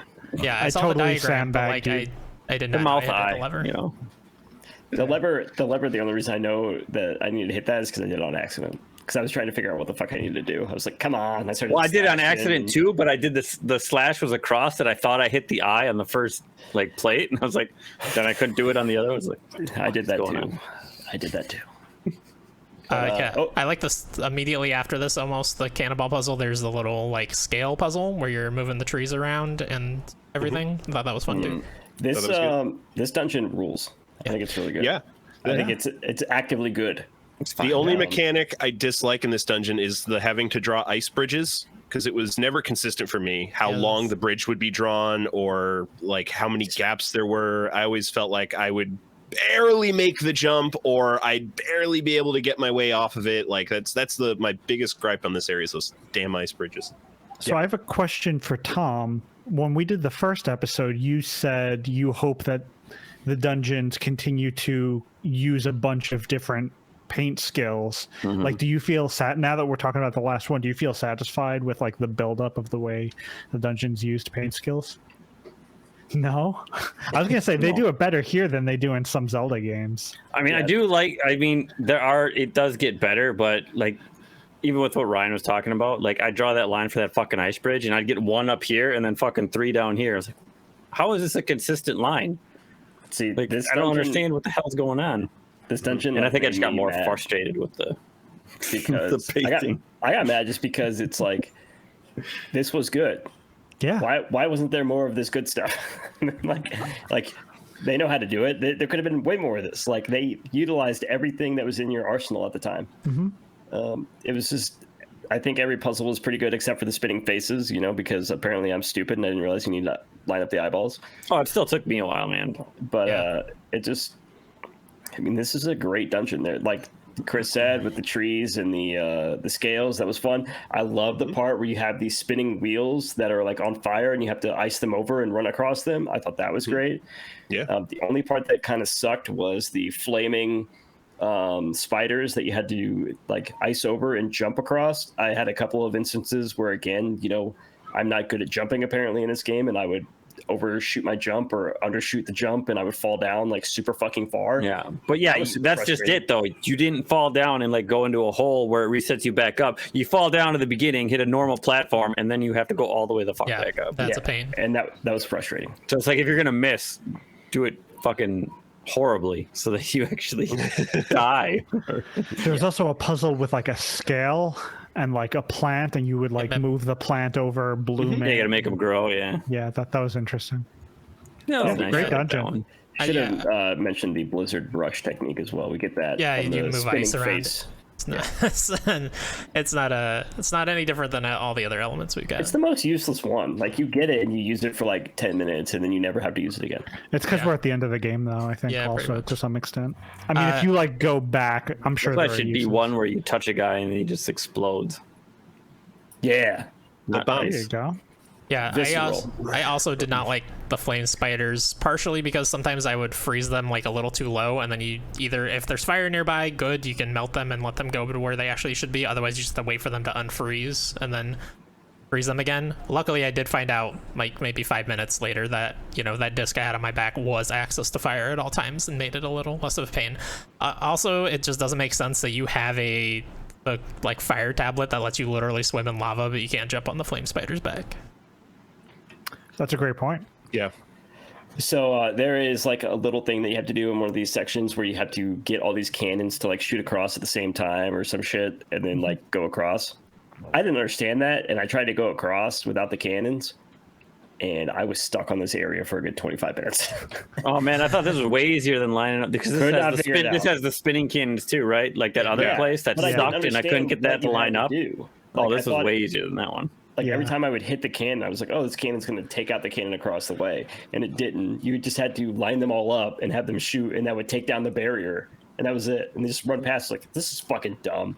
Well, And 2 then, were like- lined up and 2 you had to line up. Yeah. Yeah, but then, like Ryan said, you know, with the ice bridge and like creating that and not having the proper gap, and so like I got stuck on the opposite end with that cannon constantly shooting at me, and then I was trying to make an ice bridge across, and I couldn't make it across. I got killed so many times in this area. Probably about 15 times in that same way, trying to get an ice bridge to get across and get that one cannon. Yeah, super frustrating. Like, Yeah.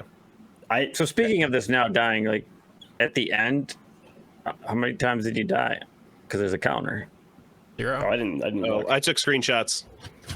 No, I mean, I only know this one because I had 0 on it, and I was like, I had 0. Yeah. As soon as I saw the credits pop up, I immediately deleted the game. So Jesus. I'm I sorry. saw the stuff, and like the first couple things I had the cherry blossom trees on, and then the next ones I had like fucking the dying like Yeah. spurt 0 of deaths. semen or whatever. You just said you died 15 times. You fall in the hole and they reset Yeah, you. that's Not what I'm death. getting at. I don't think I ever died in this game. Not like a combat death. This is not a hard game. It is, No, it's. you I don't do think not I ever die died. that It's often. almost Unless impossible. we're all to die. playing on normal, though. Maybe if you're playing on higher difficulty. Possibly. They'll never know because I'm not going to. Anyways, we get to our first kind of boss fight with Lechku. Is that the one that shows up first? Or is it Nechku. Nechku shows up first. And this boss fight's super fun. Yeah, This and boss fight rules. Best boss fight in the game. I mean, obviously, when it extends later on, it gets even better. But super fun fight. You're fighting this giant, like clockwork bird that is like flying around this area as like thunder is going off and lightning is going off in the distance, and you have to like make the thunder attached to him, and he goes like kind of pale, and you just like use power slash and beat the shit out. It's great. Yeah. Yeah. Also, Shiranui shows up here, and Randomly, Shiranui yeah. kicks fucking ass. Like, It's every so time they cool. use the paint brush ability, it's like, oh wow, I wish mine was that fucking badass. Do they explain why Shiranui's there? Yeah, it came to assist you through the gate. And this is like, because Shiranui was supposed to Wasn't die. dead yet. Was supposed to have died in the past, so they came there to help you, and then die. they end up dying. Yeah, Not later quite. on. Like Getting being, pretty badly wounded though. yeah. Yeah, it doesn't. What's his face take care of Shiranui? He's like, oh, I'll stay back and I'll take care of it. He stays back until Ishako comes, like young Ishako from the past comes, and then they go back to the past together to finish the Orochi fight. And Yeah, but I die think when it makes they're it supposed pretty obvious through text that Yeah, Shiranui is going to die as soon as he goes back. Oh yeah, In the they legends, definitely he do. is dead, so that has to happen. I like that you're building up for a fight with the twin demons, and then when you get to this fight, it's you and Shiranui fighting one thing. Like it's a subversion almost to some extent. Yeah. It sounds cool when you say that, but like in practice, when we did that, I did not make that connection at all. But then you do some more of the platforming stuff. I think after this is when you do the wheel stuff where you're, icing over the wheels and running across, and then eventually you just make your way to Lechku and Nechku or whatever his name is, and you have the best boss fight in the game. Yeah. Boss fight rules. This boss fight, I think, exemplifies the best of like using multiple brush techniques to take down bosses. My only complaint with this boss fight is again the camera control, because I would like my camera to stay in between the two bosses so that I can see which one is it would about to focus on perform a one at a move and time. would focus on one or the other. Yeah, that was good super point. frustrating. I did notice that like when I was getting closer to the end. Yeah, we skipped over a quick moment that I liked with during when you're just fighting the one at the end there when Shiranui's falling off and Amaterasu's trying to pull Shiranui back up. Oki like has a choice to either go and kill the demon because he's stunned, or to save Amaterasu and Shiranui, and he saves Amaterasu and Shiranui obviously, and that finally unlocks the sword's power because he was being a selfish little bitch, and that's why it would not unlock for him. The Kutone Yeah. begins to glow silver. Yep. All right, and then this immediately just leads into the end of the game. It's not a lot of preamble. As soon as this is over, it's just like, oh, we're going to the Arc of Yamato, and we're just gonna walk across the Rainbow Bridge. And Yeah, what I don't like is this is like Endless. the third or fourth time in this section that we're playing through that gives you like that, oh shit, this is the end point. Do you want to continue? I feel like And it's this like- was the first point where it was pretty explicit through like text, though. That like, Oh, well, because this there's the is other one. there. It's like, are you sure you want to do this? And I'm like, oh, this is fucking end of the game. Sweet. And then it it's was not. always like, oh, hey, you just passed a major point. Do you want to save? Right. This one was like, you're not going back after. Yeah, this was like your warning of this is the end. It was always like after a major event, hey, this is your option to save because you're not going to be near a mirror for a while. So save now. This was the only time that I did get that sense we were actually going to the end, and maybe it's because I had heard there was a boss rush coming and I hadn't faced it yet. But like I just connected all those other times because like doesn't Isun basically say before a lot of them like, hey, we're going into a thing. Are you sure you want to? Yeah, that's what I'm talking now, about. so- Like, well, what the yeah, fuck? but- They got but this even weird before thing. this But chunk, usually like, they don't say that in any He does game that except in for the that second one chunk point. too. It's He like, does that in the second chunk too, why so the it's fuck just even like say a it? continuing thing for me. Like it didn't feel out of place when it happened a few times here. I just wanted the game For to me. be over, I guess. So that's why I was like, That's yeah, fair. fucking sweet. Then it wasn't over. Then it kept going. Yeah, so basically a rainbow bridge appears. You land right outside of the arc. We haven't mentioned it yet, but the arc is kind of frozen in the lake right outside of the mountain. So you go to the arc. There's a rainbow bridge connecting the land to the arc, and you just make your way up the bridge. And then there is an extensively long cutscene here. It's some goodbyes with Isun. Waka shows up, kind of talks shit to Isun, is like, hey, you can't come in here even if you wanted to, because Isun is like, hey, I got the 13 brush techniques. I'm out. Peace. This has been fun. I'm out of here. And Waka's like, well, you couldn't come in even if you wanted to. And he goes, oh yeah, and he tries to show that he's going to come in anyways and just kind of fuck everything up inside the Ark, which I thought was actually pretty funny. He's like, I'm just going to destroy everything. But he can't make it through because he doesn't have enough resolve. And I thought that was interesting. It's like, he doesn't have enough resolve to make it into here because he's not going to follow his convictions enough, and his path is not set, so he cannot join them on this final section. Yeah, So I have think... Oh, sorry, go ahead. Go on. No, you So I think Isun kind of said, like, he cuts things off here because of fear, I think, to some extent. And I do think that there's, like, a little bit of remorse for him doing this. Like, I don't think he, like, wants to just, like, give you the finger and get out of there. Like, you know, I don't know. I do like this moment, and I do like where Isun's arc leads after this, I think. Yeah, for sure. I come to like Isun by the end of this game somewhat from Ami's love of Isun. Like, Ami has such strong feelings for Isun, and I love Ami a lot. But yeah, it's interesting that, like, even in the last minute, Isun chickens out when he's like, he could be like a part of the big hero thing. I don't know, but it turns out he had to do that to do his actual job, as we find out in a later cutscene. Yes, which is cool stuff. So we enter the Ark of Yamato, and this is the worst part of the game. It's by far absolute trash. I think the only part that was awful is the fucking Orochi fight. I literally blazed through all these other fights. Yeah. It's the fucking. That's not even the part that sucks. It wasn't the fights. Like, the fights are fun. I think the boss fights are some of the best parts of this game. It's just the fact that they make you fight 5 fucking bosses, or 4, however many it is. It's 5. Yeah, and then just to immediately go to the end boss, I was like, this is fucking stupid. Yeah. I was actually glad to get a second chance at the Crimson Helm just so I could show that I know how to fight this guy. Yeah.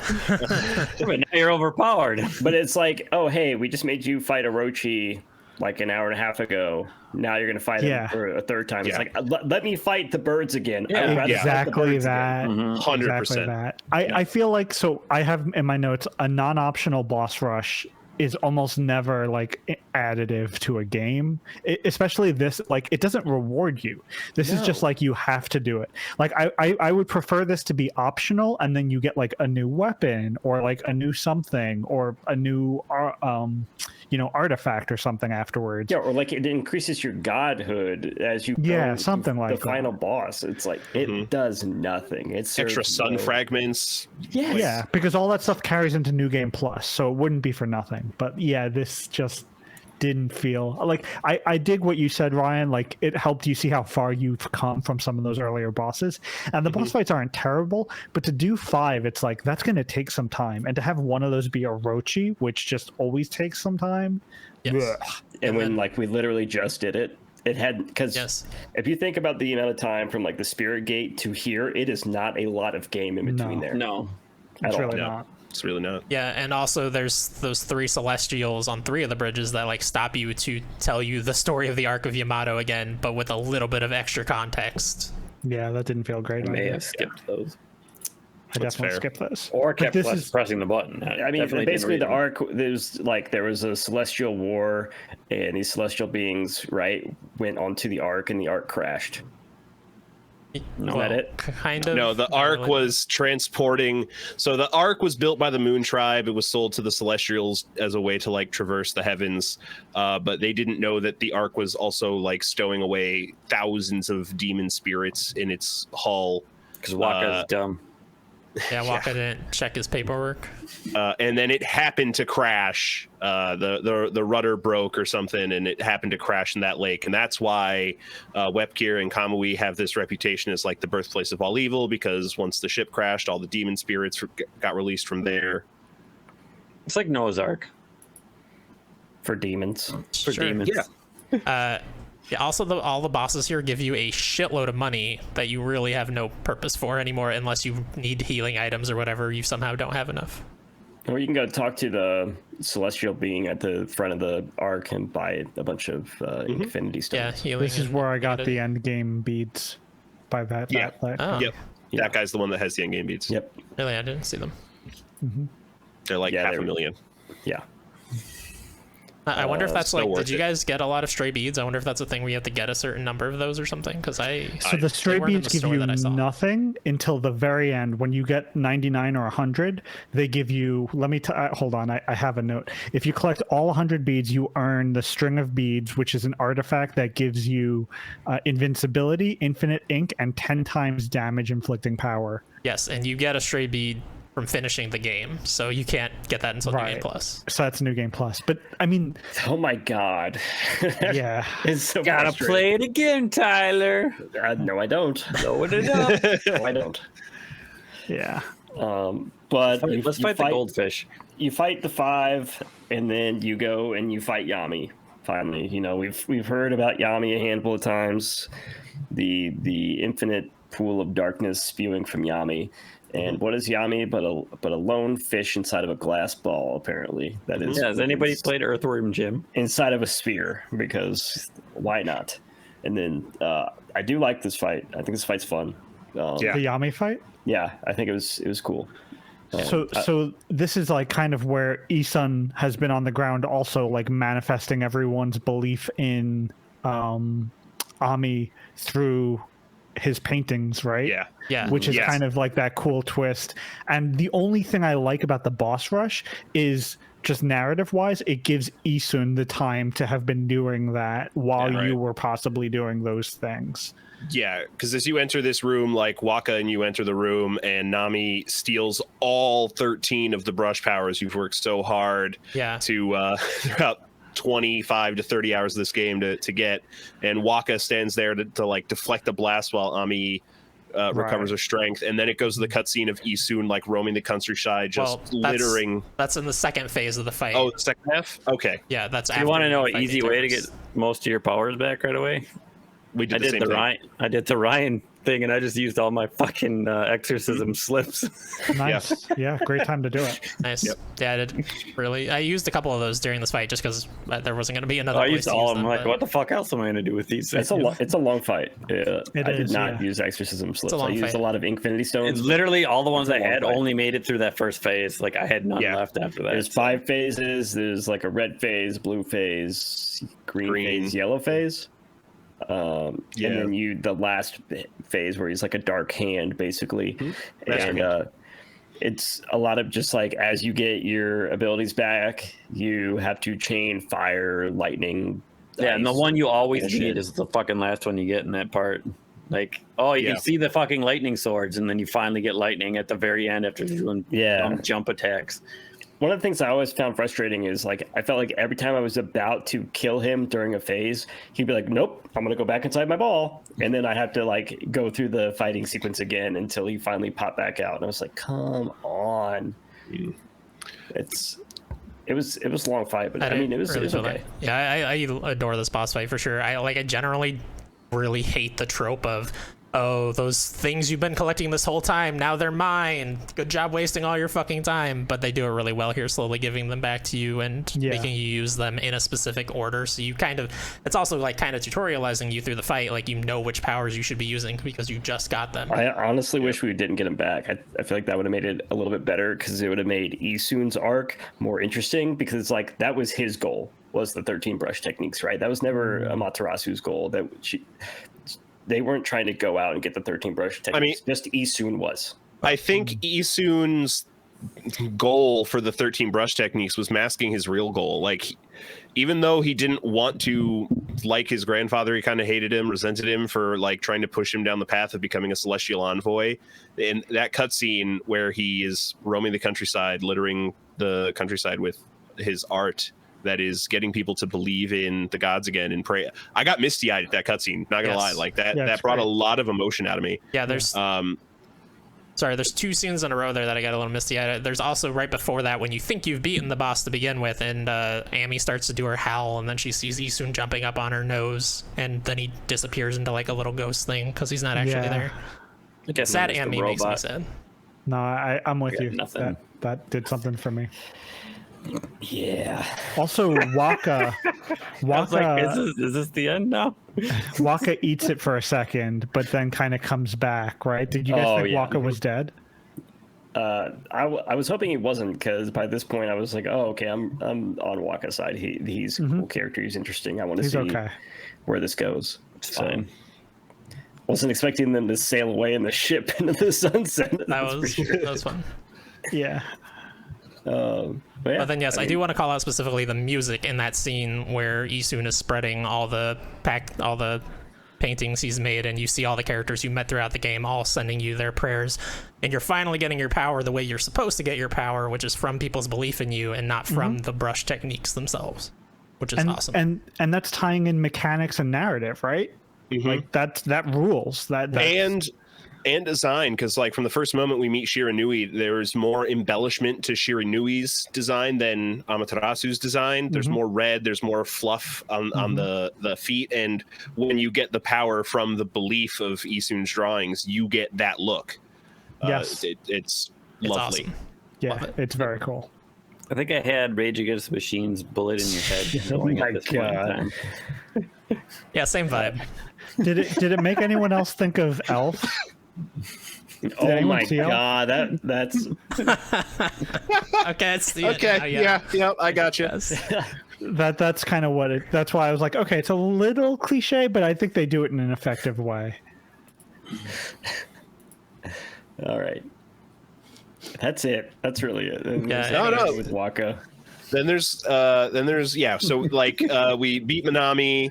Waka tells us there's a lot of work gonna have to be done once we get up to the heavens, and then we get credits, right? So I was the only one that actually got the seal, apparently. At the very end of like the stylized, there's always like the stylized credits as Amaterasu's walking.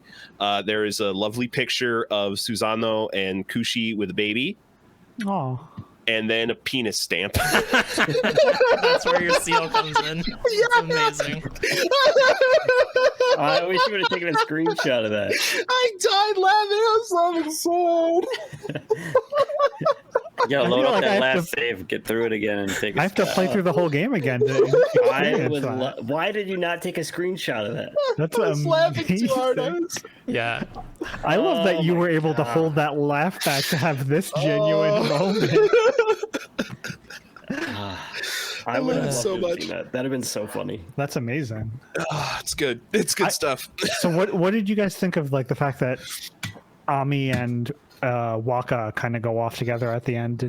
I thought that was kind of an interesting, like, you don't get back with Isun. Like, Isun does his own thing, his story continues by himself, and I was kind of Waka. Expecting it, to be honest. With yeah? Waka, I figured we were gonna die anyway. With Waka being in the game, like from the jump almost, and constantly like talking to Amaterasu and saying you don't understand who you are, you don't understand your purpose. Like, I figured that there was a deeper thing there, so it was just a matter of time before that was revealed. I wasn't expecting it to be that necessarily, like those two were gonna literally sail off into the sunset together.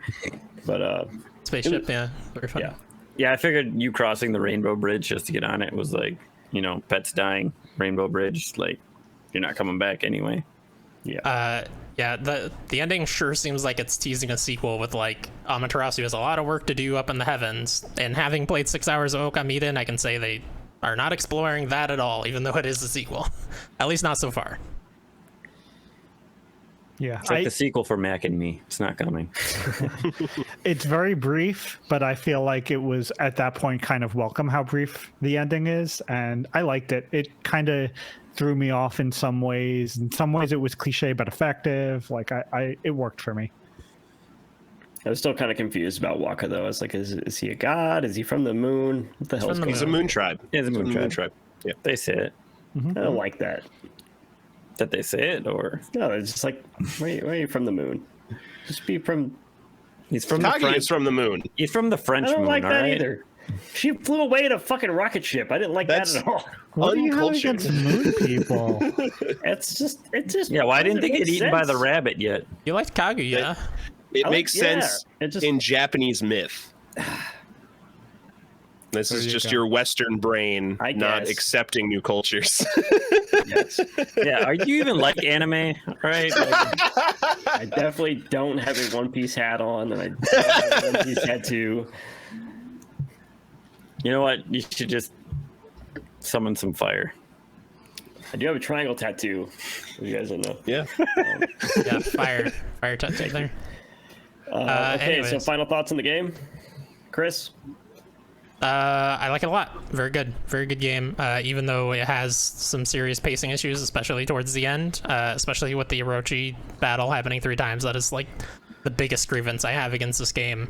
But overall, I think it's a good Zelda game. I mean, I think it falls a little bit below most Zelda games for me because the only dungeon that I really like loved and thought was like on par with the Zelda dungeon was that last one, the Waku Shrine, and even that I would put like a Ocarina of Time level, which are very good dungeons, but not like Twilight Princess Skyward Sword level dungeons. So it's slightly lower than the Zelda series for me, but it's still a very good game. Is there a Ryan? number you'd like to attach to that? No, we're not doing scores yet. Ryan, Why not? It's the end. it's not the end. It's the end. Ryan, Tough question. I had a really good time. Even this game was not quite perfect, but really, really high on the scale for me coming into this third chunk. And this third chunk is Rocky Road ice cream to a large extent. But and that's to say it's Rocky Road. You know, there's a lot of ups and downs. But I It's a like roller Rocky coaster. Road. I don't like Rocky Road. So, there's just a lot of ups and downs. This last chunk's a bit of a roller coaster. There are pacing problems. I think there are definitely things that could have handled better, but there are a lot of moments that I adore and can easily look past those moments that kind of drag it down a little bit for me. Tom. I mean, there's fine points about this game, but it never captured my attention enough to like, I didn't get done and be like, I want to play it. I never started playing it being like, yeah, I'm having a good time. I was playing it for this. Like, if we wouldn't have done this, I wouldn't have played it. And I don't think that I would have lost anything for it or missed out on anything. It's a fine game, but I don't think it did anything for me. Yeah. I mean, there are redeeming points, but it just wasn't enough to really be, wow, now I see what everybody was telling me I missed. Yeah. Chris? I adore it. I think I'm pretty close in line with what Ryan was saying. Like, I love the way this game looks. I love this game's gimmick. I love the way it uses its gimmick throughout it. I think there's something so effective about slowly restoring the land in the game, feeding the animals, getting praise. Like, I kind of want to go back like maybe a year from now and just kind of do that stuff again, like in New Game Plus, and like slowly build up praise over time, like play a half hour to an hour here and there. I think that stuff feels so satisfying. I think it works well mechanically and like it works into the narrative. Like, it's such a good laid back, good vibe game. And I really appreciate, like I said in the first episode, stakes are never like too high. And I think that really works in its favor. I love the way you think the story's going to be about one thing and then it's about something else, kind of like it's bigger in some ways, but it also feels like a bunch of tales from like different areas that you're kind of playing a part in, which is super cool. They killed off characters throughout it in a way that I wasn't necessarily expecting. And like the way that they brought other characters back throughout, I thought was effective. I wish that they maybe had more time to implement different weapons or maybe give you options with difficulty in general to make combat a little bit tougher, give you reasons to want new weapons. I wish that they would build a better, like that they had a better reward system, because it feels like after a point, you're not really getting rewards that feel like they're worth much. I wish they could have fleshed out some of the later game areas or just cut them, I guess, altogether. And maybe instead of like putting repeat areas, they could have focused those resources on other things. But and this game has a serious issue with like static screens and text. Like, yeah. I think we can all agree on that. And like it's a bit too wordy. But I am above. I'm through the roof with this. Is that a saying? To the moon. I'm to the moon with this game. Oh, you're a moon tribe. Yeah, and honestly, like a big part of my experience with this game I now love was me with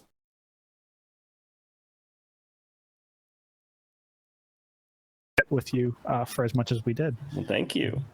I would be remiss if I did not include our community questions that we had. We had two great community questions from our community members. Friend of the show, Rob Hudak from Draft punks, we love Rob.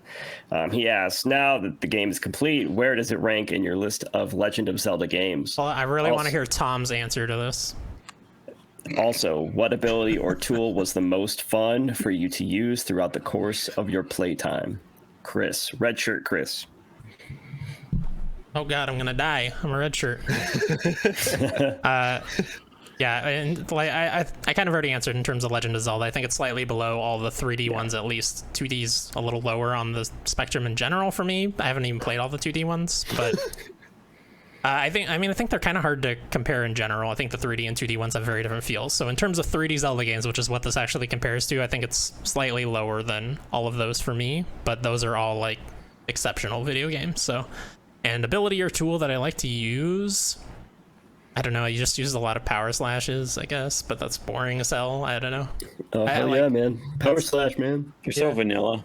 I am so vanilla. I mean, I feel like maybe that speaks to like a part of why the game doesn't stand out as much as 3D Zelda games is like we got powers throughout the game, but none of them felt like, oh, I got a new item that lets me interact with the world in a really interesting way. A lot of them were just those elements where it's like, okay, I drag this element to this thing. Yeah, I agree. Ryan? All right, everyone ready for the hottest take of this podcast? Yeah. Your favorite Zelda game? I would rather play Okami again, start to finish, than go back and finish Breath of the Wild. I fucking hate this podcast now. Wait, why is that? There is no way. So No, is it? Absolutely. I can kind of see. I mean, they're very different games, right? Yeah, extremely. Look, Tyler's crying because of this. He's Not believe that he said it. How could you? I don't understand that. I would like an explanation. I was never drawn enough into Breath of the Wild to ever want to finish it. I would have finished this even if we weren't doing the podcast. Okay. I mean, this is a guiding use. Like, this is a narrative. They're very different things. I can respect that. I don't agree with it, but I can respect That's fair. that. I think the biggest thing for me is the tie-in to all the Japanese myth. I am such a history head for mythology. I love that shit so goddamn much. And Zelda, I don't get a story sense from any Zelda I've ever played. Skyward Sword you should play. There's a good story in Skyward Sword. You should play the Skyward Sword remaster. I would say Skyward Sword has the best story. Go ahead. It's good. It's very good. Like, it's to me, it's just such a cliche hero saves the princess story. There's a villain. There's MacGuffins to gather. Like, it doesn't feel exceptionally. I can see you shaking your head, Tyler. It doesn't feel exceptionally different for me. Yeah, well, and it doesn't.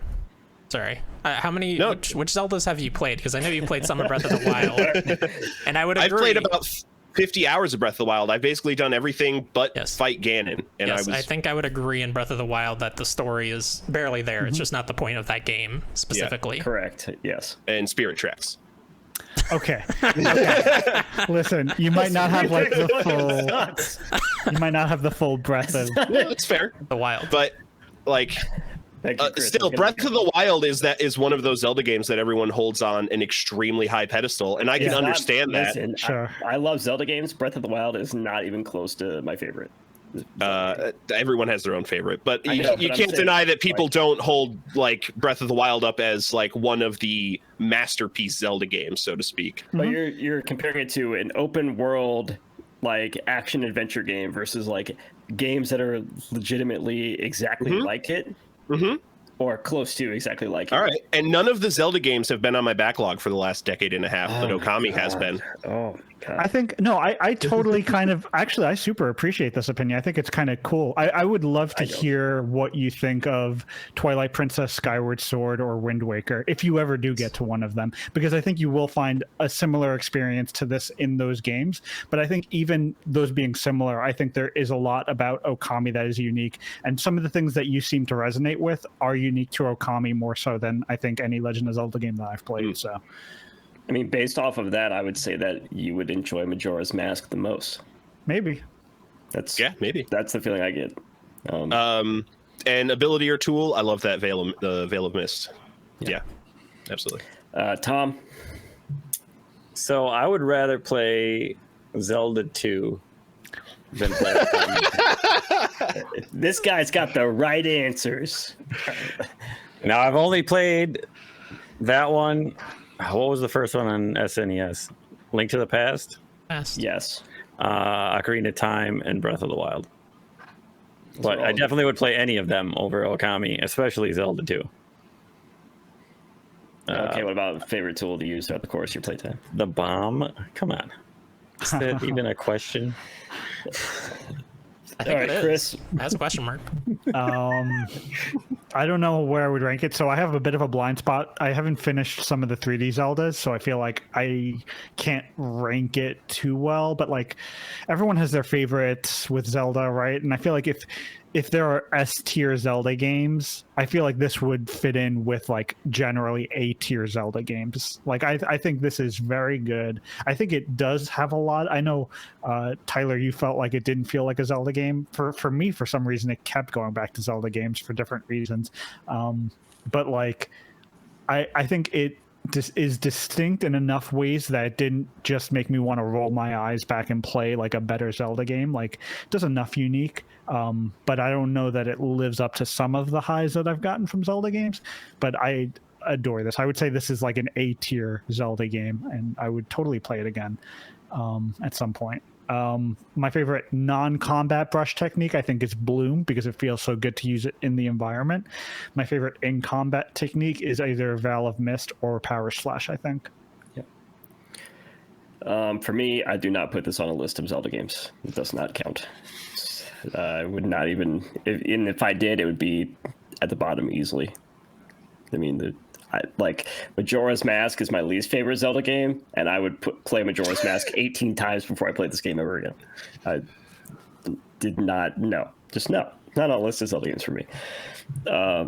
Ability or tool was the most fun. I like the thunder technique. That was cool.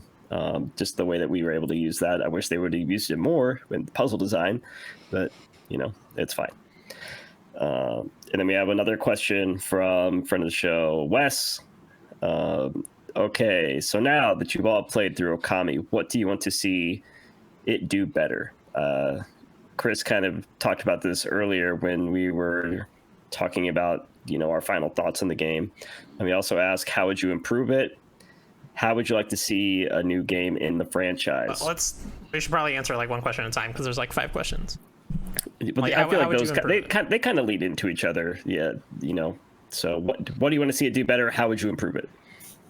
Yeah, Okay. I think definitely I'm with Chris that it needs a better like item progression, I guess, like a better upgrade system, I guess is what I'm getting at. Like the beads that you get, the fact that they literally don't do anything until you've gotten all 100, which is only possible after you've beaten the game. Like they could have made those like, oh, you get 10, you get this item, or you get 30, now you get a new weapon, whatever.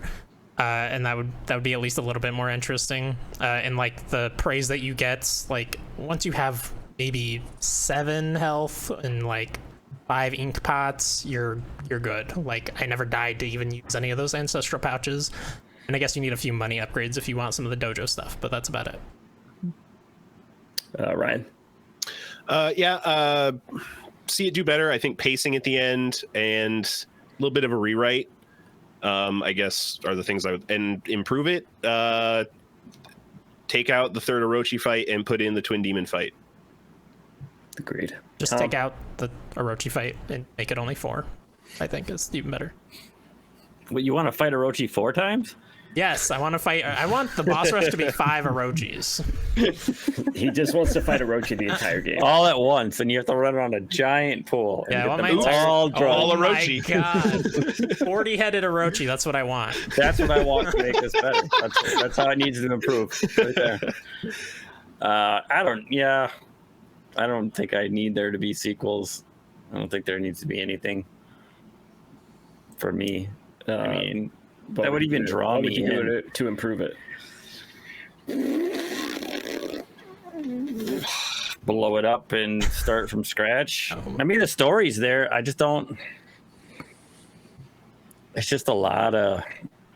I don't know. Nothing pulled me in combat wise. Nothing made me want to upgrade. Like, there just really wasn't anything pushing me. Like, I need to get this to do better. Like, I feel I could have used the first weapon the entire game, and it really wouldn't have mattered. Yeah. as an endpoint. So what you're basically looking at aesthetics for the most part. I do think art and character is a lot of what pulled me through this game.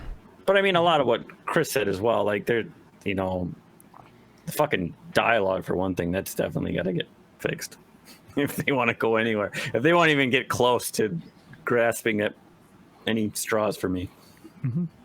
But yeah, like nothing to me felt like I was being rewarded. I don't know. Yeah. It's like small increments of just. Yeah, I think there's a lot of agreement on that. Yeah. And then, Chris, you kind of touched on this earlier, but is there anything else that you'd want to improve or? Oh shoot, I just had something in my head. So for improving, yeah, I guess just like flesh out the like if they made Okami in 2021, I would love to see all the ways that you could interact with the environment. Like, you know, take another swing at some of the paintbrush techniques, make them more unique, and then give you more ways to interact with the world. I think that would be, because I like what they did there. I would love to see them crank that up even more, because that's some of my favorite stuff in the game. More interaction, like you can pee on the animals instead of feed them. There you go. Yeah, morality bar. You either get praise or hatred. Yeah. And you can get that hatred and make power out of that too. Yeah. It's not a bad idea. Be a demigod. Yeah, I think that they could take another stab at like reboot this and like with today's capabilities and I mean, this company, this development studio, I think completely disbanded, so I don't know who would do it, but I think there's a lot of potential here. I like the idea that Okami Den is like the puppies, I think, right? Yeah. I think that's cute. Like that's appealing to me. It's adorable. Yeah, I would play some of that. Yeah.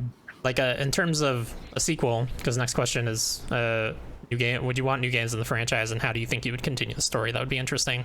I would like to see them explore, like Amaterasu go into the Celestial Realm and helping to deal with the problems there. Sure. Obviously, there is a sequel, which is Okami Den, and then it's kind of weird. It's like it's 9 months later, and everybody is like no longer praising Amaterasu again, and apparently Amaterasu had a kid who's now the hero, Chibi Terasu.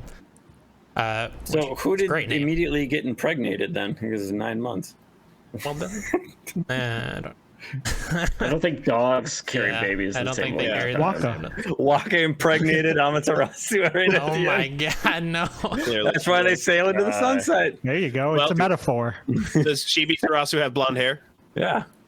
Yes, he does have bland hair that we looks go. like wings. Yeah. No.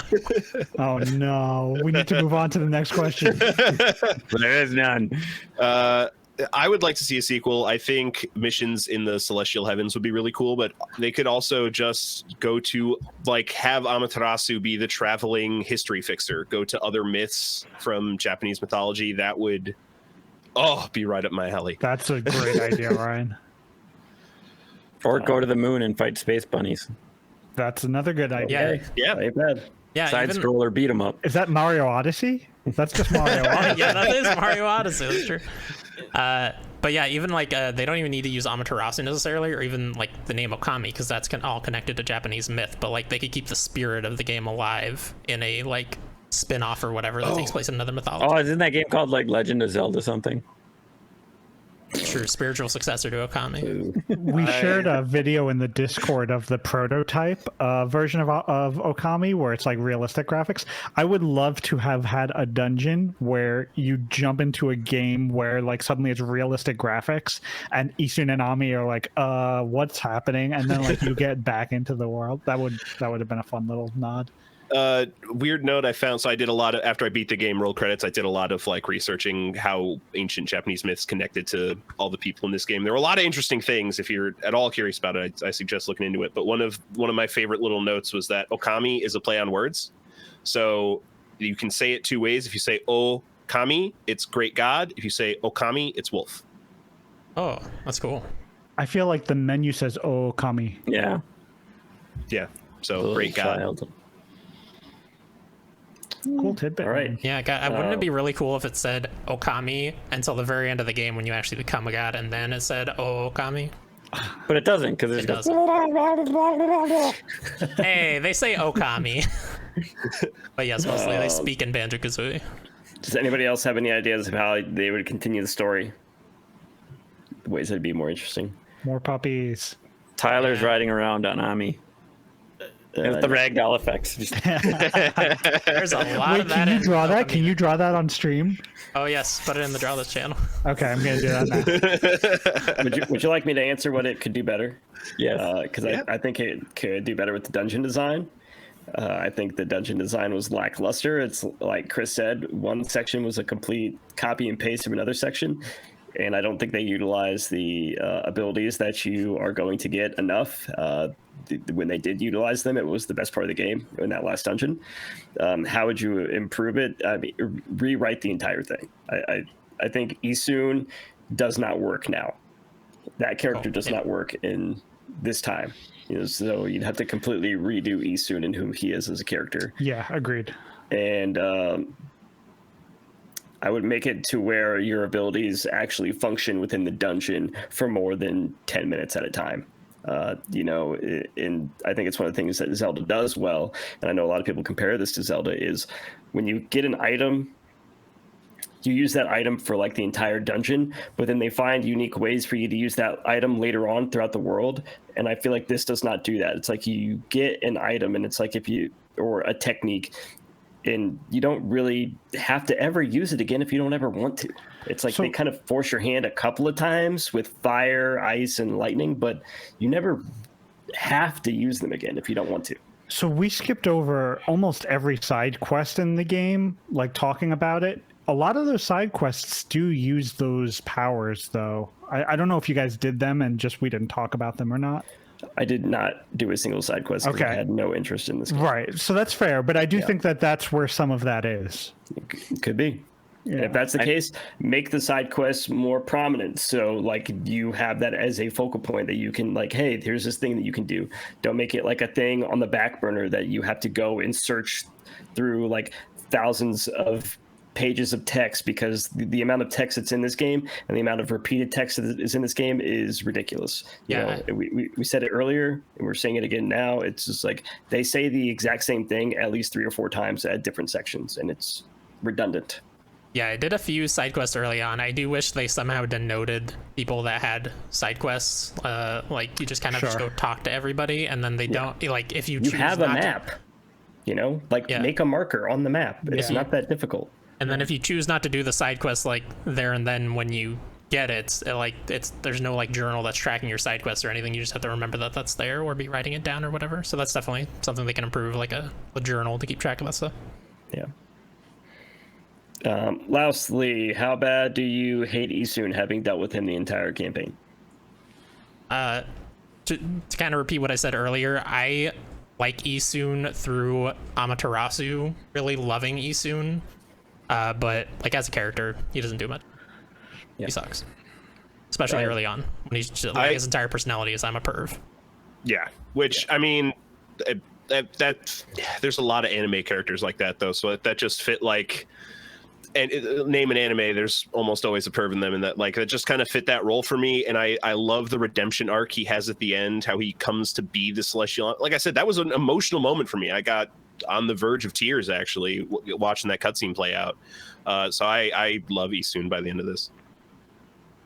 Tom, I've liked Isun the whole time, but yeah, I think I said that in the first episode. I'm like, he's a very just pervert anime character. He's a very like, it made sense probably when it came out that this is how they made him, just because of animes of the time. But yeah, I always liked Isun. Everybody likes to hate Isun, it seemed, but I don't mind him.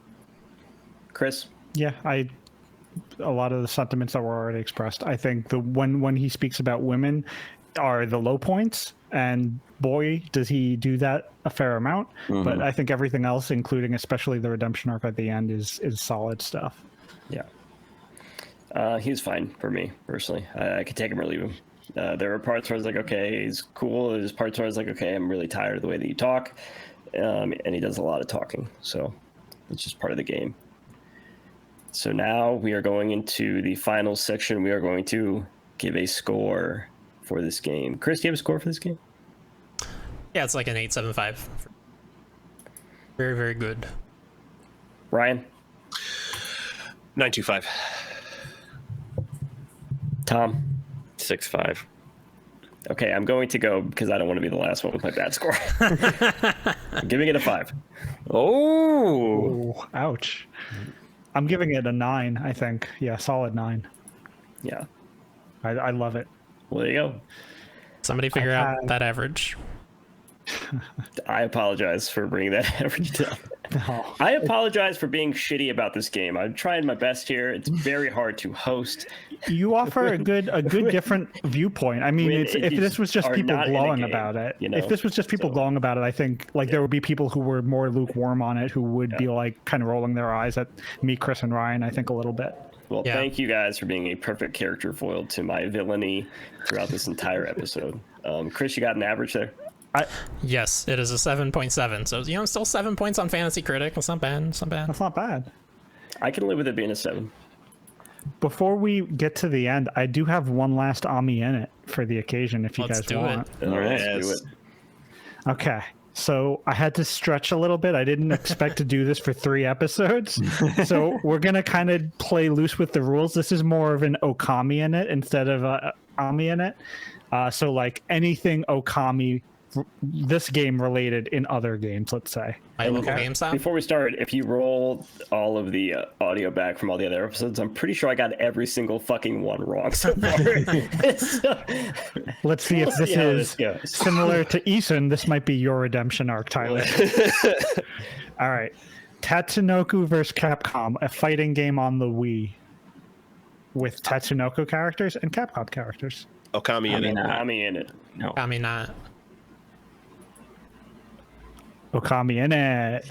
They You had got one, Tyler. the final boss of Tatsunoko vs. Capcom, and I encourage everyone to look this up, is Yami, the final boss of Okami. They don't have any Ami cameos in this, but Yami is the final boss of this game, and it's got all 5 phases of the Yami fight in this 2D fighting game. It's That's very cool. weird. Cool. Okay. Ami in it, or Okami in it, Monster Hunter Generations. Oh, Okami Okami in it. Okami in it. Okami in it. Yeah. Okami in it. There is an Amaterasu themed armor pack. Okay. Smite, the MOBA game, I think on PC. Ooh. Okami not. Okami Okami not. I know enough about the game. Okami not. There is a character named Amaterasu, but it is not the titular Okami Amaterasu from our game. Nintendo Amiibo. Does Ami have her own Nintendo Amiibo? Okami not. No. I don't think. No. Okami not. Not. Good call. And the very last Ami in it, Our Hearts. Yes. No. Yes. Yes. We know what's in your heart, Tyler. Look deep. It's Ami in in my there. heart. It's definitely in my memories. For now. All right. Well, that wraps up the Okami discussion. Thank you all for being here. Thank you for letting me host. It's been fun. Sorry to anybody that has hurt feelings by the end of this episode. You should I think- apologize to Wes specifically. Yeah, sorry, Wes. But also, I think there's an equal number of people that are offended by the Breath of the Wild hate that happened. Oh, yeah. Send that Yeah. email right to me. I'll Yeah. just delete it. I will be the first one to email that in. So thanks everybody for joining. Thanks for tuning in. We will be back with our next game club, which is going to be Cris Tales. Wait. I'm ready for this. Okay. Boom. There we go. Look at that fucking beautiful art right behind. If you're I not always watching the knew you video were version, Chris what Ryan. are you doing? So our first episode is going to, for Cris Tales, is going to be a 2-part series.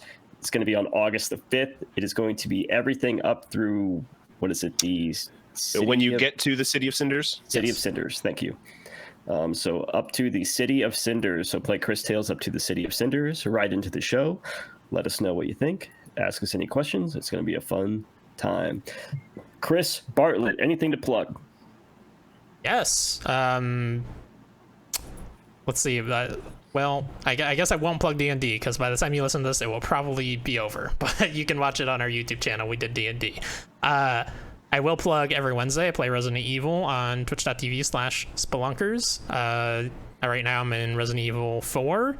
I'm going to be on Resident Evil 5 probably within the next couple of weeks, and Ryan's going to be playing that with me, which should be fun because he hates horror games. Or doesn't? Awesome. I don't think you hate them anymore. No, I don't hate them, but I'm very apprehensive about starting. I wouldn't count that as a horror game. I think you're going to have a good time. Yeah, that sounds like the best way to play RE5. Yeah, it's a good one. Yeah. Ryan?